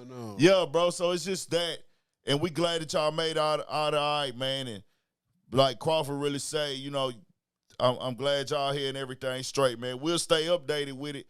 Everybody go tap in the True Media boxing channel. My guy out of Tampa, Florida. Say what? You heard me at True Media Podcast. True Media Podcast, man. Go tap into it. It's TRU, True Media Podcast on YouTube. Gonna pop right up. One of the best boxing channels in this game, raw and uncut. Go turn him up. He in the mix with it, getting exclusive stories. Running this show every day, Monday through Friday live, 3 to 3 Central. What time? No, it's 2 o'clock, 2 to 5 Central Standard Time. 2 to 5 Central. Okay, 3 to 6. 3 to 5. 3 to 6 East Coast time. Y'all tap into him, man. My guy Malachi, coach. Appreciate you tapping in, man. Yes, we gonna do some more work in the future too, man. I'm glad you was able to call into us and things like that. I want everybody to go tap into his channel and subscribe, man. I'm gonna hit you up. All right, and I appreciate you, brother. I appreciate everybody on the panel as well, man. Much love to you, brother. For sure. Yes, I appreciate you calling in, man. Yes, sir. All right. Yeah, man, that was crazy, bro. Just hearing that shit fucked up, bro. Just how that went down, bro, and how it played out. Yeah, we'll take a call later. I seen you put some wild stuff in there. The dude, I ain't even gonna say your name because you're probably looking for some clout. Stay on, and we'll let you call in for sure. Hey, I appreciate all the hate too. You know what I'm saying? Keep typing. For sure gonna let you call in. Nigga, keep typing if you want to stand on it. But shout out to Terence Crawford, man, pound for pound champ. Shout out to my guy, True Media Podcast coach. We here and we rocking. Hit the like, man. Turn it up. Cardi B and Nicki Minaj go at it. I ain't gonna lie, it got kind of crazy, man. The lady put the lady in the bonnet thing and the wig. Yeah, man, they went at each other. That shit, that was crazy. I'm looking at this whole ordeal last night with these two, and I'm like, here we go again. Just getting more and more personal, more and more disrespectful. It's turning up, but I'm like, hey, what do you expect from these two? This is what they do. And Nicki Minaj is obviously feeling a way about Cardi B getting a light right now. Her album just dropped. So she felt like, I need to throw some jabs at her and crawl out. And Nicki Minaj gave her what she wanted. And I don't know how much of this is an act for Nicki. Like, is this Nicki real personality, or does she do this to play that brat Barbie character? Yeah, I don't know. I don't know. An alter ego thing too, though. It just comes out when So she wanna. I'll tell you this though, it's very corny. Yeah, especially in her shoes. Yeah, Nicki Minaj is like 43 years old. This shit is corny. And then it's corny. You had the rap game when you had it. You know what I'm saying? Yeah. You had the shit. If she come out, she got it. She got it. You got to know your position. Your position is lay back and chill, and you pop out when you do. There's been several examples set for your caliber of what you've done in the game and the type of hit records and your talent. Like, you're not supposed to be engaged in these type of things where you want to be an antagonist and piss people off. Bro, they on Twitter right now, nigga. I'm reading this shit. They are, nigga, 10 seconds ago, Cardi B just said something to her. What'd she say? They tripping. She say, you lying, funky feet bitch. Nobody called the cops on you. You dumbass, bum-ass man went online talking shit and doing threats while he was on probation, dummy. You was talking tough. Now you talking about find us, drop the addy. Fake tough pussy bitch. That's Cardi B just said 40 seconds ago. Yeah. To Nicki Minaj. I see Nicki Minaj put out a long tweet earlier, went at her looks, talked about her album, saying she was struggling to sell, basically saying that it was a flop. I think Cardi B did like a little over 200,000.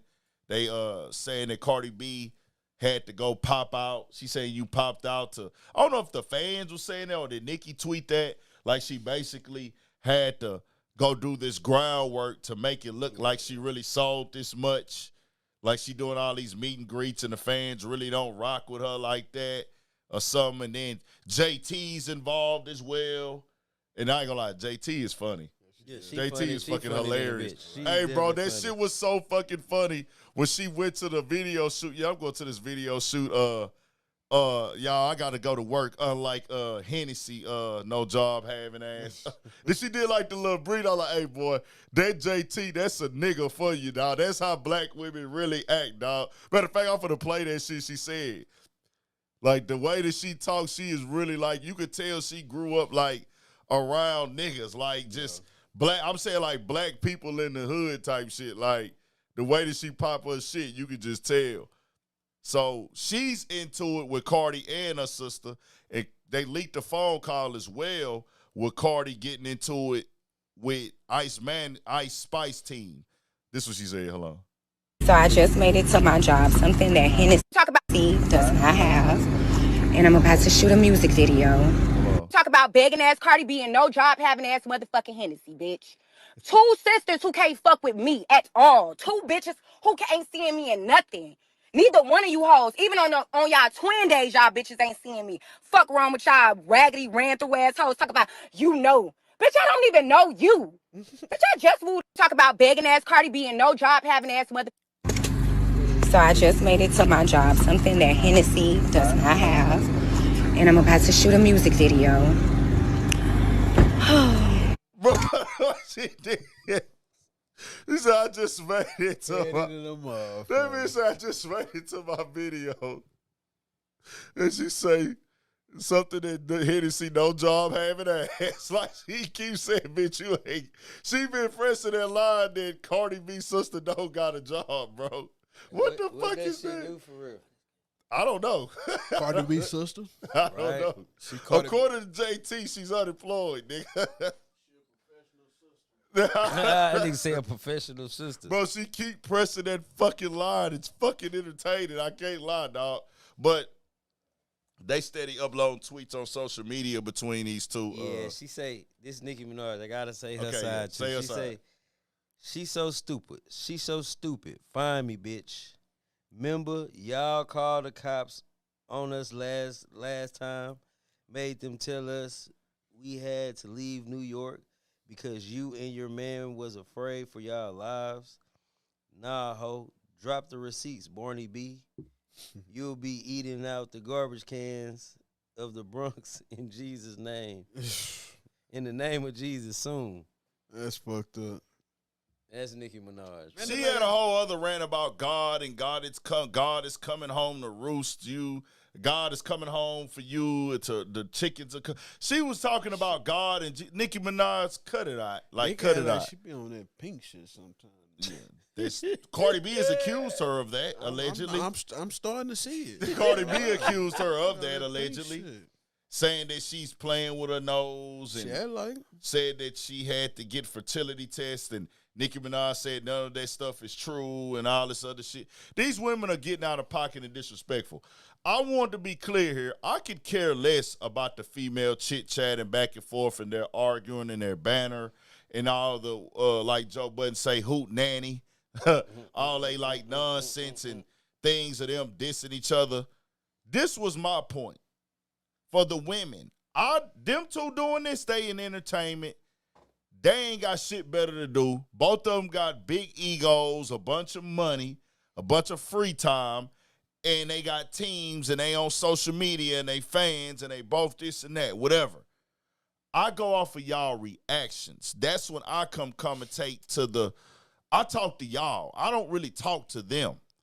So when I seen y'all defending Cardi B the other week for some nonsense, and then I see y'all defend Nicki Minaj for her nonsense, and then more Cardi B for more Cardi B nonsense as a woman, I say, hey, where do we get to the point for our women? And I'm not telling women how to live, but the things that y'all stand up for as women and champion and act like it's cool, cute, and sexy, I'm here to tell you it's not. I'm here to tell you it's not. And I'm a nigga that like ghetto women. I like ghetto women. I do. I really do. I like ghetto women. I like hood women. Like, I'm not tripping. Like, you could be a little rough around the da-da-da. Don't smoke no black in my eyes and shit. Oh, yeah, I can't do that. You can't do the blacks. No, that's a no. Smoke no black in my Yeah.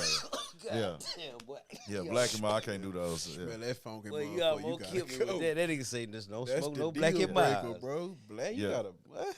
So for me, I just say for the women, I understand y'all want to be entertained. Y'all like these girls as artists. Y'all fans of the music, the whatever.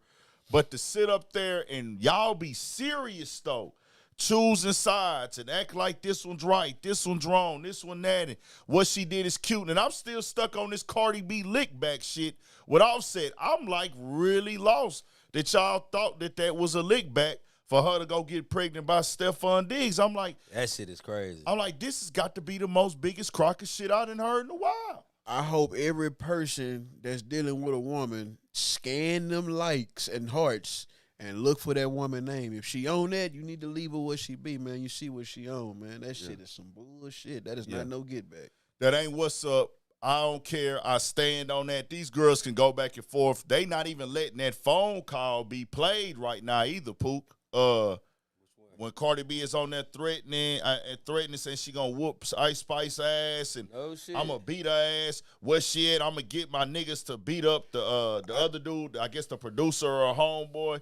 I got my niggas out there. They gonna whoop that nigga ass and I'm gonna beat Ice Spice ass. This Cardi B, right? It's Cardi B on the phone. I give Cardi B that. You know what I'm saying? I done seen a few videos. She like pull up with her and Young and May, huh? They had a squabble. Nah. I know she tried to fight Nicki Minaj ass. Yeah, I seen her back. Another girl squabbled. I seen one video where Cardi done pulled up to squabble. Yeah, talking one in the hood back in the day. Oh, I guess that's what they was fighting over a nigga and shit. They was like, yeah, girl, we all fucking the nigga. But one thing I can say though, with Cardi, she with the squad. I'm about to say she gonna do some punches. Then the other girl, her homegirls caught a chick she was beefing with in the strip club and jumped her. Yeah. Cardi B had to shoot her a bag, if I ain't mistaken, because of that. Glorilla, them little chicks be like that too, though, huh? Shit, yeah, Glorilla like that. Yeah, they on that. They on that. Yeah, they looking at shit. They just, but the difference between them is they don't come to the internet about it. They just get up on you how they get up on you. Yeah. You know what I'm saying? So Cardi B on that, but I just say this ain't how women should be acting, man. Like Cardi, Nicki, can we get a WAP remix or something? That's what we want to see. I don't want a WAP remix. I do. I see to show that motherfucker. Yeah, just give us a new one. That's cool. I never liked it, that WAP song. Yeah, show that motherfucker. Show that motherfucker. I just say this, man. It ain't what's up, but they not letting that video play on social media right now, bro. Amber alert. Amber alert, Amber alert. Grapevine, Texas. They not letting that video, the audio play of Cardi B talking shit. I'm gonna beat her motherfucking ass with that bitch. I wonder why though. She said something slick. So Cardi B on the phone with her team, like, nah, that bitch running her mouth. What the fuck she talking about? Now I'm gonna whoop that bitch. Cause you know it's already a divide. All that old fake female unity that y'all females be trying to push. I told y'all once again, knock it off. Y'all be talking about protect women, and man, y'all don't fuck with each other. Like, knock that shit off. And stop trying to make everything about the black man and the black woman. This shit right here really ain't got nothing to do with us keeping it 100. Because Cardi B is not black. Some niggas took offense today because I said she's Latino. She is. They talking about, man, that's just what that is. But they want her to be, they want to play this Afro-Latino like shit like that coincides with black people. No, it fucking don't. It still got Latino at the end of it. And at the end of the day, she don't sound black. She don't act black. She not culturally black. It is what it is. I mean, she act a certain way, but that's just the Bronx way. Yeah, exactly. You know what I mean? Like how that ain't the black way that she acting. She says nigga and she fucks niggas, which is cool, but that ain't that. Down at 12. Huh? Yeah, they said the government shutting down at 12. So the law's not working at 12 tonight? Nah, just the government. Oh, yeah. Don't believe that bullshit out there, y'all. That's why I asked the question. Don't be a fool. Yeah. Yeah, they been trying to prevent that shit, but that's a whole nother conversation. Yeah, they copyrighted that shit, bro. That video she on this bitch talking about, bro, this is crazy. Cause she put up this shit, this Cardi B. Yeah. She say, bitch, you want to talk about $4.99? You sold both of your albums for $5, you dumb hoe. She say, you was even selling posters and keychain bundles for your Queen album. You fucking dummy. Who is that? That's Cardi talking to Nicki. And you know I never been a bitch to cop, please. That was your friend Nitty hitting up Tubby to go on a fucking show. What she say? Well, man, to go on a fucking show. Damn, this shit switched on a nigga. Oh, yeah. You was hitting up Tubby to go on a fucking joint tour after he got out of jail. I ain't never got on a phone call with none of y'all asses. Bitch, you wish.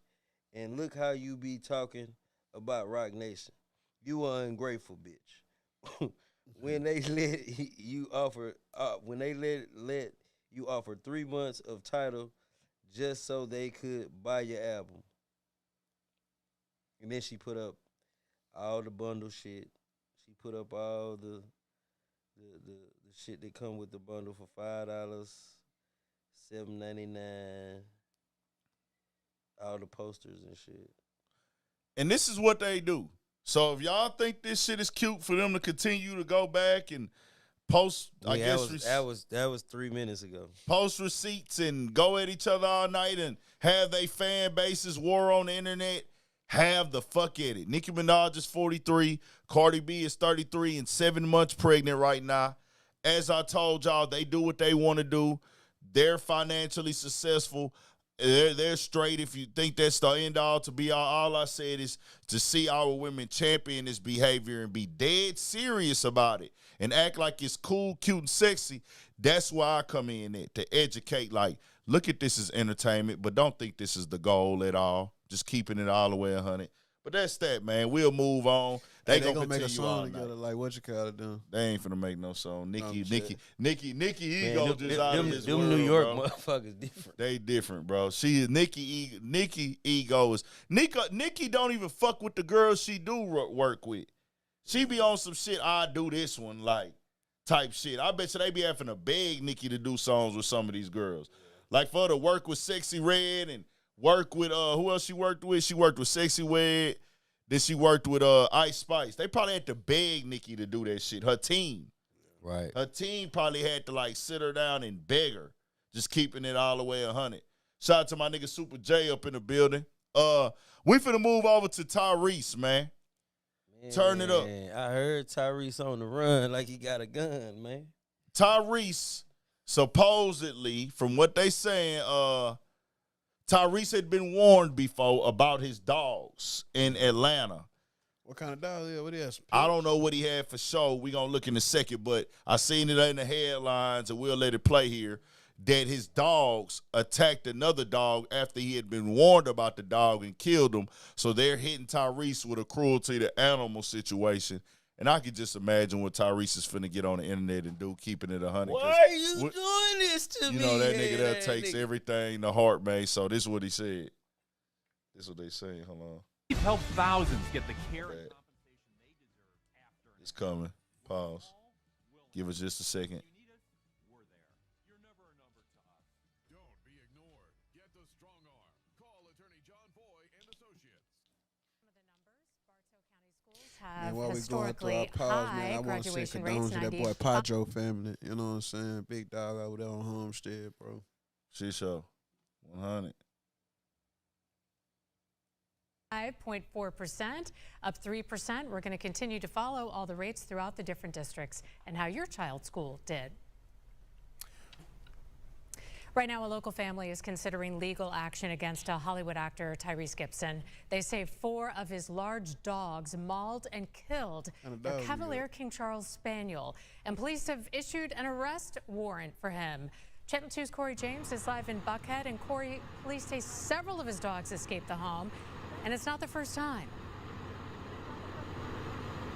Yeah, it's not, Linda, and the family is very devastated. This all happened at this home right behind me. This is where Tyrese Gibson lives, and his dogs escaped in the middle of the night, the pack of 4 roaming into a neighbor's backyard and killing the family's pet. Look how big my babies got. Fulton County Police are investigating this video of actor and singer Tyrese Gibson showing off his cane Corsos. Anybody comes to this house, heck of them know. I want you to bite ankles off. But it's what happened at another home that caused police to issue an arrest warrant for the Hollywood star who is facing a misdemeanor for cruelty to animals. This footage, according to police, captures moments after the dogs attacked a 5-year-old Cavalier King Charles Spaniel named Henry nearly 2 weeks ago. Harrison Parker is still grieving the loss of their family pet that, according to official documents, had light puncture marks and severe internal bleeding. I found my dog dead in my driveway. Not hearing him around it's just awful. And he was one of the sweetest dogs. He had so much character. And just to have him get murdered it's indescribable. Channel 2 Action News obtained the police report, and it outlines at least 5 incidents of Gibson's cane Corsos running loose, something neighbors say they have witnessed. And they were huge. I couldn't believe how big they were. They were each over 100 pounds. Open the front door, and there are 4 dogs sitting at our front step. Meantime, Parker says they are considering legal action as police wait for Gibson to turn himself in.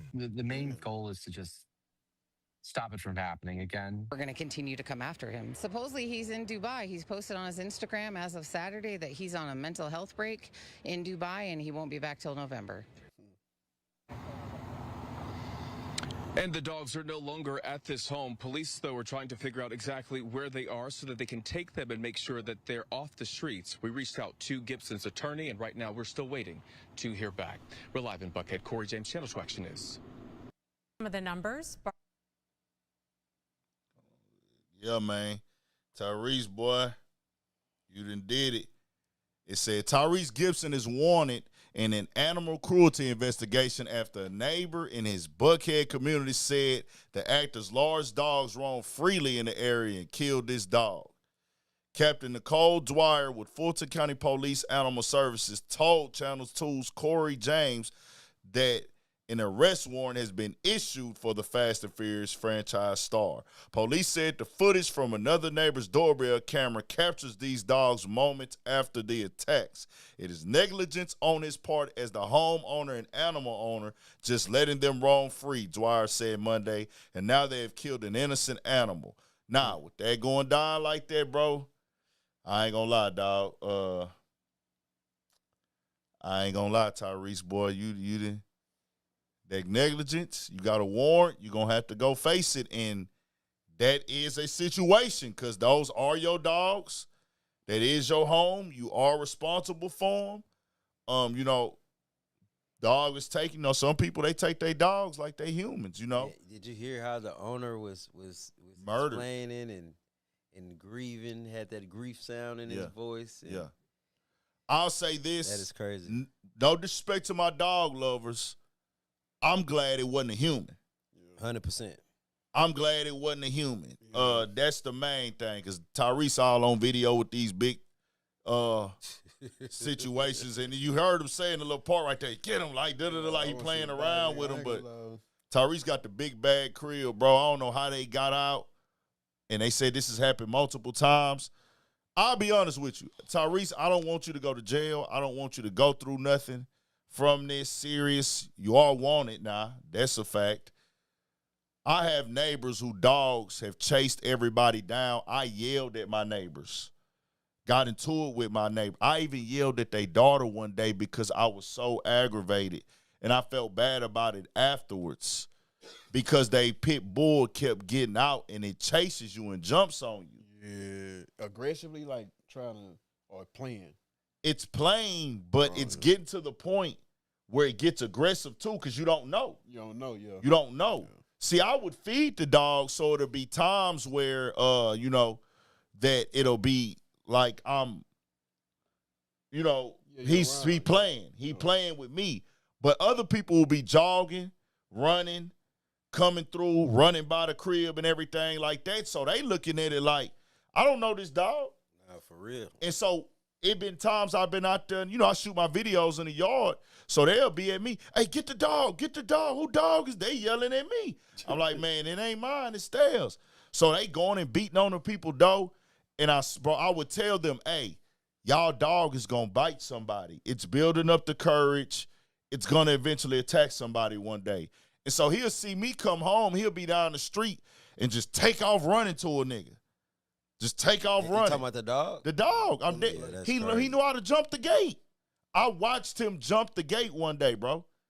Straight up, he can straight up pull himself up over the gate. I didn't even know dogs can do that. Yeah. Pit bulls can do that. He can pull himself up over the gate. He did it every day. And then I would take him back over there like, hey, here go y'all dog. And they would just act like they don't know he's going to get right back out. So. What, did they ever tell you something like, oh, he's not going to bite you. He's friendly and shit like that? They never said that, but they would say, well, it's not ours. It's one of the people that stayed next door, dog. I'm like, bro, y'all all live together. Right. Somebody has to do something with this dog.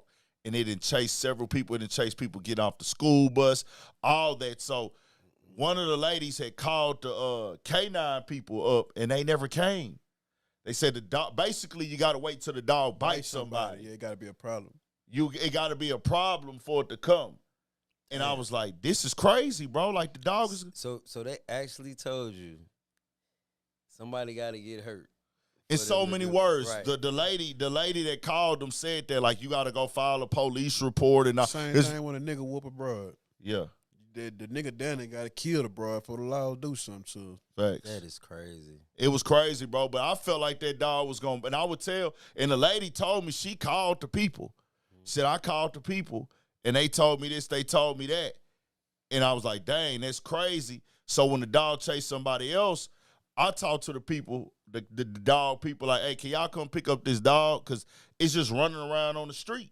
Can y'all come pick up the dog? And they was like, well, nah, we got to wait and see. Did he bite anybody? Did he attack anybody? I'm like, look here, man. My neighbors don't want to put the dog up. They don't want to keep him up. This is an everyday thing now. I'm in fear of one of these kids getting bit out here, and I don't want to shoot the dog. So in Tyrese's case, yeah, what type of dogs that was? Cane Corsos. And how big does those get? They said get big. Number get one big. attack dog. Yeah. Right now in America, number one attack dog. Besides anything above that is that one Cali had, that big white one he had, start with an A. Right. But that Cane Corso will take you down in a matter of seconds and kill you. 100 pounds. The dogs weigh over 100 pounds, they said. Damn. This is on camera, Tyrese. And what type of dog was that they killed? I forgot what they said. Some type of terrier, little bullshit dog. Yeah. See, the thing is, what I got in my mind is they stay next door. This terrier been barking, agitating these other dogs, and they finally got out and got to him. Yeah. You know what I'm saying? They been wanting that blood, and they went and got it. They at the gate at each other all day long, barking.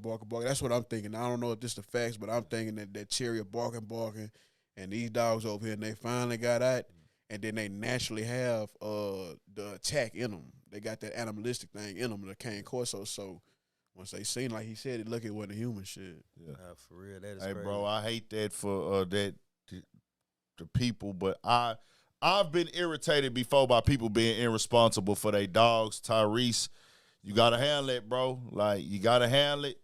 They probably gonna put your dogs down, my nigga. For sure. I mean, ain't nothing gonna really happen to him. Cause normally when that happens, in a normal situation, they just put the dog down. I'm glad that it didn't happen to no humans though, man. So finna see how Tyrese finna do it. You said over 100 pounds? Over 100, yeah. Say Tyrese, I ain't gonna lie, Tyrese, you gonna be probably finna come back to social media all emotional and shit like that, but we'll see what happens. Those were my babies. Them dogs got to go, because I ain't going to lie, Tyrese. You're not responsible with them. They done got out multiple times. They got out this time, Tyrese. Fuck your dogs, nigga. They got to go. I ain't going to lie, though, but usually with them dogs, when they bite something, yeah, it's going to have to be another time, too. Yeah. Before they put them just down. Before they say, okay, he ravaged. He can't be around. He going to have to bite something a few times before the people do it. Okay, I just say this, Tyrese. You ain't responsible with your dogs. I'm a nigga that's seen this in real time, this dog chasing people. And like I said, one day I got so aggravated, I yelled at my neighbors. She like in middle school. I got upset with her. I'm like, hey, man, why y'all don't like, I'm talking to her like, why y'all don't lock y'all fucking dog up, man? Yeah. And that was wrong of me to get on her, but you get agitated when this big wild-ass pit bull jump up on you, then it's chasing other people. So now I could feel the neighbors' issues and problems with this, but we'll keep y'all updated. They got that right up on WSB TV, man, on that situation. Tyrese, man, whenever you come back from your social media break, you got some shit to deal with, nigga. Thanks. What else we got going? We probably pretty much finna be done in a second. Hold on. We got, real quick, before we get into sports, Bad Bunny has been announced as the Super Bowl performer. And it's been a conversation because he does not have any music in English. Not watching this shit. Yeah. Hold on. So, who is back? Who? I heard the name a bunch of times. The big superstar artist. Yeah, he like Spanish, like what country do we hail from? Y'all know? Puerto Rico, huh? Nah, maybe. Let me look him up. Cause I know Drake had the nigga on his album. He one of the big. I kept seeing his name, but once I seen him kiss a nigga on stage, I was like, oh, I don't need to know who this guy is. You know what I'm saying? I'm off of him. What he got going? Yeah, he's a Puerto Rican. Yeah, I thought it was Puerto Rican. Yeah. On some they label him the king of Latin trap. Okay, yeah, Latin trap, whatever the hell they call it. He started off on some trap shit, gangster shit, and he was on that. He got on that Tootsie. That's what happened. Whatever he was on, I seen him kiss the nigga on the stage. When I seen him kiss the nigga on the stage, I said, oh, you for them people, my nigga. I don't rock with you, nigga. Once I seen you for them people, and when I say you for them people, you for the machine, and whatever they want you to do and how they want you to do it, you would go with the flow type nigga, doing strange things for a piece of change. I was off of him. Never checked him out anyways. So he doesn't have no music in English. To my understanding, he don't speak English. Yeah, he don't speak English. And they want him to be, he was picked to be in the Super Bowl. That is crazy. I saw somewhere on Twitter, and I didn't even care to look that deeply into it. I just got my opinions on it. But to my understanding, they wanted either him, but they were going for Taylor Swift first, and she said no. Taylor Swift didn't want to do it. Who had it last year? Kendrick Lamar. So Taylor Swift, they was going Taylor Swift, but they couldn't meet the demands she wanted. I don't know what all she wanted. They wasn't able to meet the demands to my understanding, or she said no or whatever. That's what I was saying on Twitter or some shit. But then they came with Bad Bunny. I said, nah, this ain't it, bro. I don't want to see that shit. And, you know, people still going to watch the Super Bowl regardless. Right.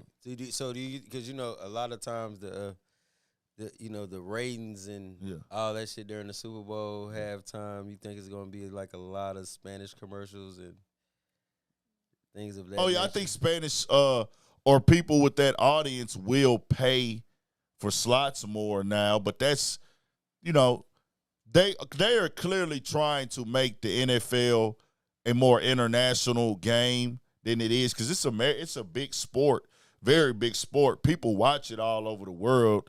It's not like it's some rink-a-dink league. Nah, the NFL is big. It's big. It's just an American sport. And with it being, it's not like soccer, the other football, soccer, what we call soccer. It's not that, and it's not basketball where you're playing it in every country. So it doesn't have it like this and that. But, you know, throughout the years, they've been going to London. They've been going over here having games, going up this country having games, and they be at 8 or 9 in the morning because they overseas and stuff like that. So, you know, they've been doing that more and more every year. This is just another way for them to experiment, and we'll see what happens. It's not for me because I don't speak Spanish, and I'm from a country that doesn't speak Spanish.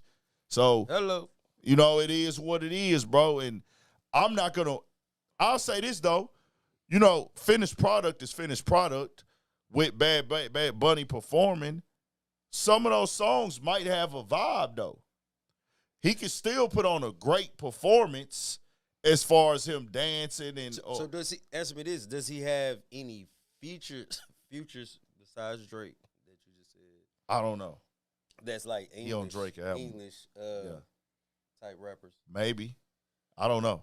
He was on what's called, so he got to. He was on Was he in English? Well, you said he don't. Nah, he was in Spanish on Drake shit. Drake was in Spanish too.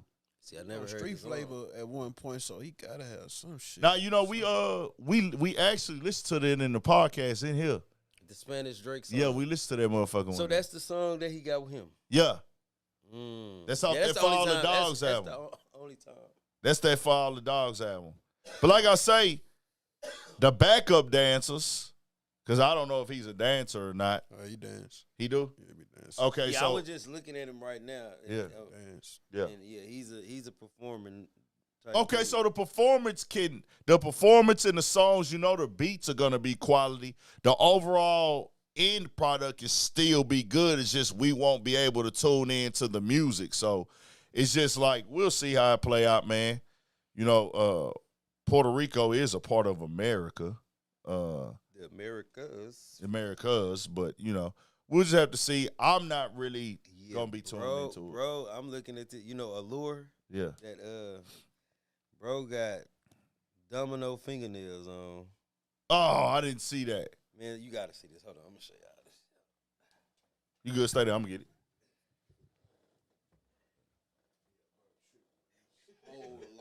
Yeah. I thought you talking dots on this. No, he got actual. See, I'm off all this. I'm off all that little let me be weird on purpose shit. That shit goofy, my nigga. I dislike that. Let me do some weird shit on purpose to get attention or go viral or get people to click my music. I don't like that weird on purpose shit, my nigga. For real. I can't stand that weird on purpose shit. But yeah, y'all check into it if y'all want to. We'll see what happens with it. That's just that. And he wearing dresses and shit. Oh, he wear dresses too? Bro do the most. Hey, what? Oh, hey, yeah, fuck was that he nigga. in the Jennifer Lopez movie Marry Me, or that was a different one of them? Man, don't get me the line. I ain't never even watched the movie. Yeah, fuck that nigga. I'm not fucking with it. Fuck that. He wearing dresses, fingernails, dominoes, and kissing boys. I'm not with it, my nigga. Hey, you could never trust a nigga that wear a do-rag with the tail down. He wear that shit. Bro got on a bra and shit. Oh nah, I'm not fucking with that nigga. Bro ass do-rag with the tail hanging. Like, you can't trust him. Facts. That shit crazy. That's crazy work. You want to get on the sports? Nah, I ain't. Okay. No. That was the one sports thing that I did have. Texans did get a win this week. Cowboys and Green Bay matched up. You know that was big. You know that was big because the dog they do went there. the 40-40? 40-40. Yeah. Because Whatchacall was there. You know, this is his first game against the Cowboys since being traded. So, Kai. Oh, okay. Malachi. So he with him being traded, you know, they had a bunch of training camp issues and things where they was, you know, it was finna be some shit, and then it came to other bullshit, led to other shit and different opinions and feelings about stuff, and he eventually left and got the bag up there in Green Bay. So that was that. I didn't really run through all the stats. I think I won my fantasy this week. I've been so wrapped up and tied with my car the last 2 days. I didn't even get to check to see if I won my fantasy this week. Shout out to my guys too, man. Shout out to my guy AC. His boys got a big dub last week, man. Out there in LA. One of them, his son, hit the corner, man. Took off like Dion, nigga. Like, after speed. I seen the homie. Yeah. What's the name about that? Yeah, man. Shout out AC, Lil Easy, man. Y'all keep going up, bro. I seen, bro, hit that corner. Saw this one on the field, bro. Hit the corner and got faster, visibly just left shit. I'm like, oh, nah, that was live, man. That's hard. So 100%. Y'all keep going up. I think somebody else got blew out recently. I forgot who that was. Astros got eliminated. I did see that. First time since 2016, we had a good run, though. Yeah, that was a hell of a run, bro. Hell of a run. I didn't get a chance to take my little sister to an Astros game this season. Wanted to, but I'm going to take her to a Rockets. The Rockets will be started up, this month? About 2-3 weeks, I think. Something like that, yeah. They should be on the way. My nigga Super J say the assholes. No, yeah, we got eliminated, man. I was supposed to take my little sister to a game, and I didn't get to. I got tied up, and I was about to catch one of the last few games. We was like 5 games left. It's like I catch one of these, and then fucked around and got tied up with ripping and running and work and forgot. But I'm gonna take it to an Astros game, man. We'll go check out KD and them, man. Fuck it. So that's that. That's it. Man. We'll see what up, man. Yeah, Lamar Jackson, I got him on my fantasy, so we'll see what happens. Oh, yeah, Tyreek Hill is out for the season. Bro got hurt and was happy, smiling and giggling last night. Yeah. $72 million guaranteed. There's been a lot of reports and issues that he does not want to be in Miami with Tour any longer, but he's going to be able to rehab. That nigga smiling. I think he just dislocated his knee, didn't tear his ACL, which is still tough. Still got to go through surgery and shit, but he'll be able to bounce back. You know, these used to be career-ending injuries, but nowadays these injuries, man, niggas be able to bounce back from them. So he'll be back. That shit that came up with China, the bone glue and shit. Heal your bone in like three days or some shit. No shit. Yeah. That is crazy work. Yep. First of the month, y'all. Hopefully everybody's straight. 21st. Okay, bet. Take my little sister to a game on end of the month. Try to catch an early game with the Rockets, man. Get her up there and show her a good time. And I want to check them out also this year. I went last year to hey, that nigga Tweez in the whoop. He say dislocated. Oh, he tore his ACL too, damn. And torn his ACL. Shout out Twan, man. Shout out my boy Twan. Yeah, shout out to Twan, man. Kind of thirsty over here. We'll be back. We'll be back. Twan will be back next week, man. Y'all pull up on us next week. We rocking and rolling for sure. Did y'all? Is anybody able to call in? Yeah, they can call in. I got the little app. Let's see. Matter of fact, Twan, call in real quick, bro. Let me see something. We finna check to see. 2 cents. Are you calling in or not? I wasn't gonna say your name, but you got some free clout right there. Call in, nigga, in just a second. We finna see. See what this nigga on, man. We'll play with the bullshit. We enjoy the bullshit here and there. What music boys been on this week, man? Who I said LMB, Fast Money. FNB Loan Money. FNB Loan Money, man. That nigga talking that shit. Yep. Southside going crazy. Must be crazy, ho. Fucking with it. Must be crazy, ho. I'm half man, half amazing, ho. Hey, yeah, bro. That's what y'all talking about. Hey, look, bro. I ain't gonna lie. That shit went so motherfucking viral, bro. On him just really just vibing. And it went viral like 2 or 3 times, bro, like throughout the years. Cause it been out for a little minute and it'll pick back up. You know, bro, on some real positive stuff. He wake up every day and get active and turn up and be in the gym working out, all that.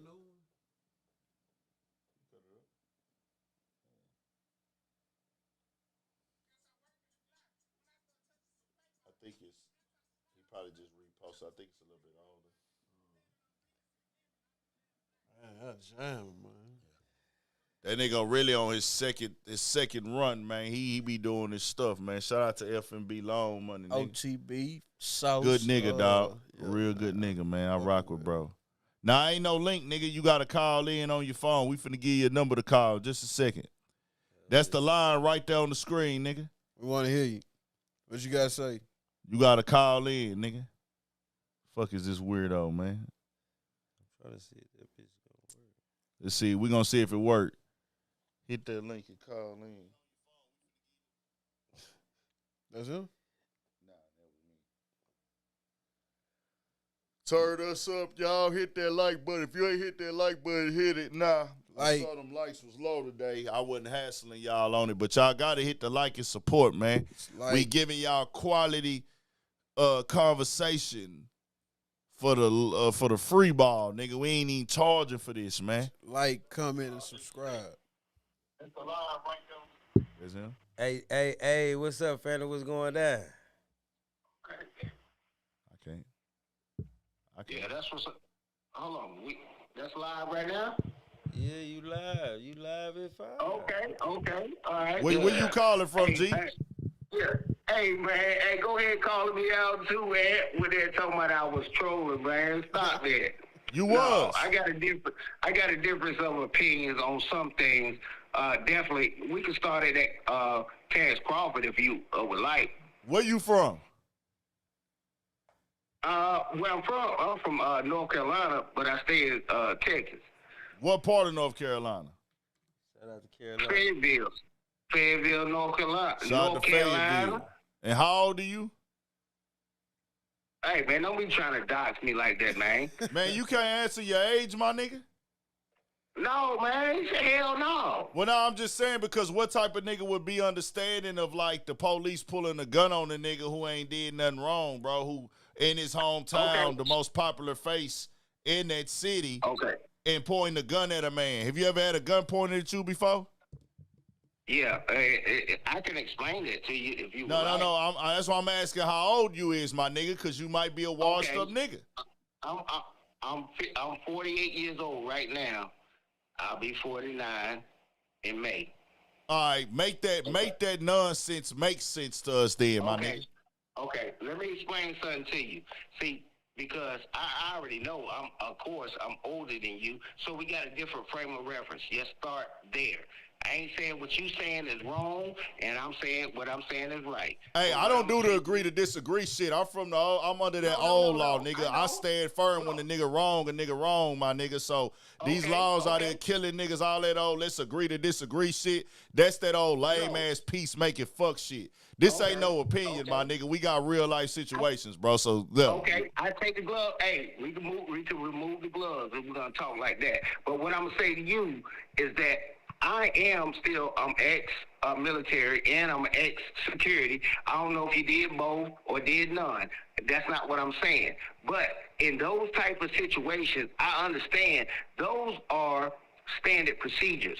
I'm a cop pulling you up. I ain't never been a cop, but you took the test to be one, though, huh? You took the test to be a cop, huh? 4 human beings.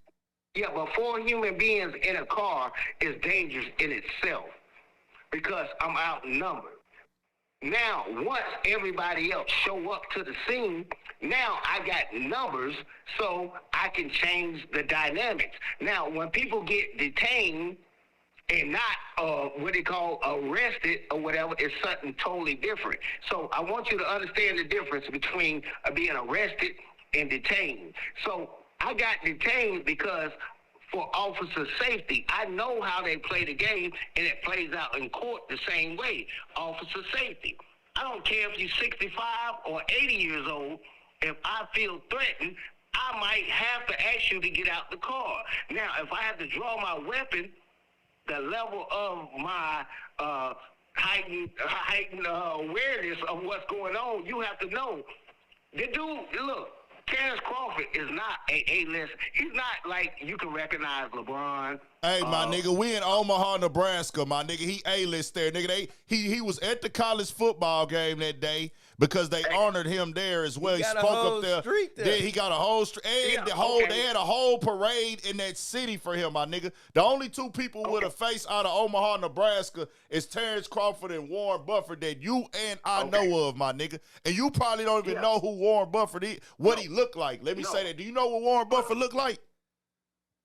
Hey, if that motherfucker walked into the Shell gas station right now in a regular, got out of a regular car, I don't know him. No, you don't know him. Omaha was outside for him for his day. It's his special day. He had a parade, and the whole town was there, my nigga. This ain't no local nigga in Omaha. He not local.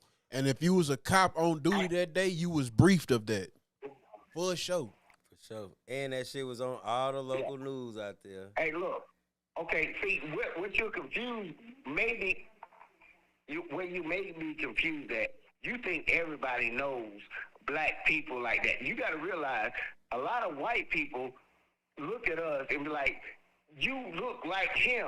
We look alike to a lot of people. When I look at Asian people, is that cool? A lot of motherfuckers look alike. Does that mean that you should be able to pull a gun on me? Because I look like some shit? See, you a real heavy sympathizer for that bullshit, my nigga. Hey, that's what I'm saying. No, you're not understanding both sides of the coin. I don't, bro. You not understanding me, nigga. Do you watch this channel? Hold on, nigga. Do you watch this channel, my nigga? Say what? Do you watch this channel? Man, stop playing with me. No, I'm asking you a question. Do you watch this channel, nigga? No, I'm asking, do you watch Urban Politicians TV, nigga? Oh, I understand when you No, answer the question, nigga. Do you watch Urban Politicians TV? Yes or no? Yes. So that means you know I ain't trying to understand no other bullshit like that, nigga. What the fuck you coming on here talking about, bro? No, nigga, hey, listen here, nigga. Go do that character shit on that other shit, nigga. No, over here, nigga, what I say is what the fuck it is. I don't do that understanding of shit. This is how niggas get killed, my nigga. Niggas is dying out here over this shit, my nigga. These gung-ho ass police. Shut that weak ass shit up. And if you want to be military with your failed police ass, want to be cop ass, nigga, then you go do that. Nigga, go volunteer somewhere, nigga. It ain't no reason why a nigga need to be pulling a motherfucking gun and pointing it on somebody. That's how people die, my nigga. The man said that we got legal registered weapons and I got my security in the car. The fuck is you talking about, bro? I'm saying it like this, Ed. We know this happened, Ed. We know it. I'm not big enough to change it, and you are not either. But what I'm saying to you, But you sympathizing with it, though. Hey, my nigga, we in the field, nigga. We in the field, nigga. If you want to stay in the house, Steven, stay your ass in the house, Steven. This field nigga shit out here, nigga. Look, we field niggas, nigga. You gonna get a gun put to your head. I don't give a fuck. You know what it is, Ed. Say what? You know what it is. No, he's saying that basically we know what they the law's gonna do that type of shit. The law's gonna do that. We know that, dog. We just said it's wrong. All the other shit you talking about is you trying to justify and say, well, I'm an ex-military, I'm an ex-cop, so I understand procedure. That's what the fuck we brought you on here for, my nigga. Because I watch and I study and I know what they do and how they do things. That don't mean I agree with it. And you trying to make it like I agree with it. Bro, you just said it was procedure, my nigga. That's what you just said. You typed that shit in the comment section and you just said it, my nigga. Stop it. Bro, it's in the fucking comments, nigga. It's 4 black dudes riding deep in a car. Bro, you sound like them. So what if 4 white boys riding in the car, my nigga? What if 4 white boys riding in the car? They deserve to have a gun pulled on them? Yes or no? No, answer the motherfucking question. Answer that question with a yes or no. Answer with a yes or no, nigga.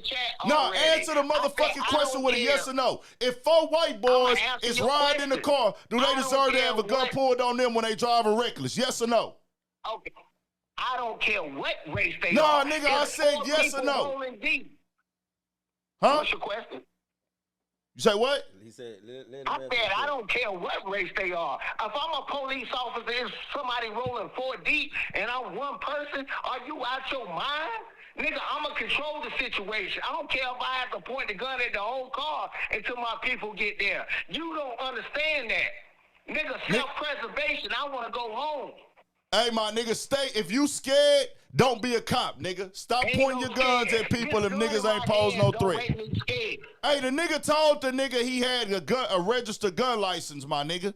He told the nigga that we got a registered gun carry. He was alerted and made aware of that. Why you just can't sit up here and say that these cops are not properly trained because they be slow motherfuckers off the streets who just looking for a fucking job? These cops be regular. These cops be regular motherfucking people, bro. Regular motherfucking everyday niggas. These niggas didn't go through 10 years of training to become no law, my nigga. Did these police go through this motherfucking real hard, extraneous training course? Yes or no? Hold on. Some people are not properly trained. Nah, nigga, majority of them niggas ain't properly trained. Nigga, some of these laws can't even jump a fucking gate, nigga. The majority. I'm with that. The majority are all right, then, so what you making excuses for? What you mean an excuse? I'm only speaking the facts. Nigga, it could have been me if I was that dude pulling up on a car and I'm like, oh shit, it's four people in here. I gotta call backup and all this kind of stuff like that. If I had to put a gun on you, if it was me, I would have did it a little different from what they did. Okay, now, because one of the police officers recognized who he was, and in your mind, you have to know, okay, this dude ain't trying to crash out like that. So I understand that. I ain't making no excuses for the police, but I understand. I want you to understand that is still standard operating procedures on what they were doing.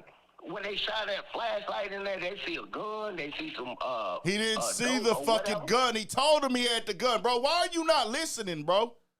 Okay, he told me he had a gun. Nigga, I'm on heightened alert right now. It's 4 people. It's me. All right, bro. Hey, 2 cents, save your 2 cents, nigga. We don't need it. We'll holler at you, my nigga. I know how that go. Say what? What you say, nigga? Huh? Say again. I missed that. What'd you say? I was talking over you. Say it one more time. Nah, man. You said your name is 2 cents. I said save your 2 cents, nigga. We don't fucking need it. We ain't with that all trying to be understanding shit no more. What part of this game you missed, my nigga? I listen to the show. I know what we on, but I ain't about to say I don't know if it's no we with you, though, my nigga. Sound like you in between. Let me tell you like this, my nigga. This what the fuck I'm on right now. Niggas like you getting thrown off the boat, nigga. We on the boat to the promised land, nigga. We on the boat to success. We on the boat to understanding value. We understanding who we are as a people, nigga. Our true motherfucking story. Our true history. Our true worth. All you other niggas that's trying to be understanding and shit, on the fence, we throwing niggas overboard when that day come, nigga. Hope you can swim, nigga, because we ain't wasting no life jackets on niggas like you, nigga. You think I'm justifying what they did? It seem like he is, my nigga, all that old circle talking shit, bro. We throwing niggas off the boat now, nigga. Save your 2 cents and keep you a life jacket, nigga. We throwing your ass overboard, nigga. Peace. You can do what you want to do. I fight, so I ain't worried about that. Hey, nigga, we ain't fighting shit, nigga. What the fuck you talking about? Hey, we don't fight. I don't fight, nigga. What the fuck you talking about? I ain't no boxer, nigga. I ain't no boxer, nigga. I don't give a fuck about no fighting. What the fuck you mean, nigga? He got a gun to his head because he could have. Hey, nigga, I don't fight, nigga. You heard what I said, nigga. I don't fight, nigga. I don't box, nigga. I'm a grown man. You 48 years old, you still fighting, nigga? You own one. Where you fight at, nigga? You on one. Where you fight at, nigga? You 48 years old. You still out here fighting. Where you be fighting at? You fight at the gym? It's the same reason why, I think of an ant the way that you're talking right now. Yeah, you can go back and forth. Nigga, I know what time it is. I can tongue glass too. You know what's up. I don't know you, nigga. You know me, nigga. You know me, nigga. I don't know you. I don't know you, nigga. I know you don't. Hey, you sound like a house nigga, my nigga. And we don't fight either, nigga. Hey, we gonna do this here like this here though. You know what I'm saying? I gotta go on and get off the phone. You know what I'm saying? I gotta go home. I gotta take this motherfucking medicine school. You feel me? Studio 56, like, comment, make sure y'all tap in with the tap in, man. We appreciate you calling in. Side nigga, you know what I'm get paid, saying? man. Yeah, Push the man, that like. nigga that's out of line, boy. Fuck he talking about, man. But yeah, man, y'all make sure y'all go fuck with us, man. Like, share, subscribe, follow us on every social media platform that you got, man. The nigga ran my nigga hot. We gonna fuck with y'all in a little while for sure.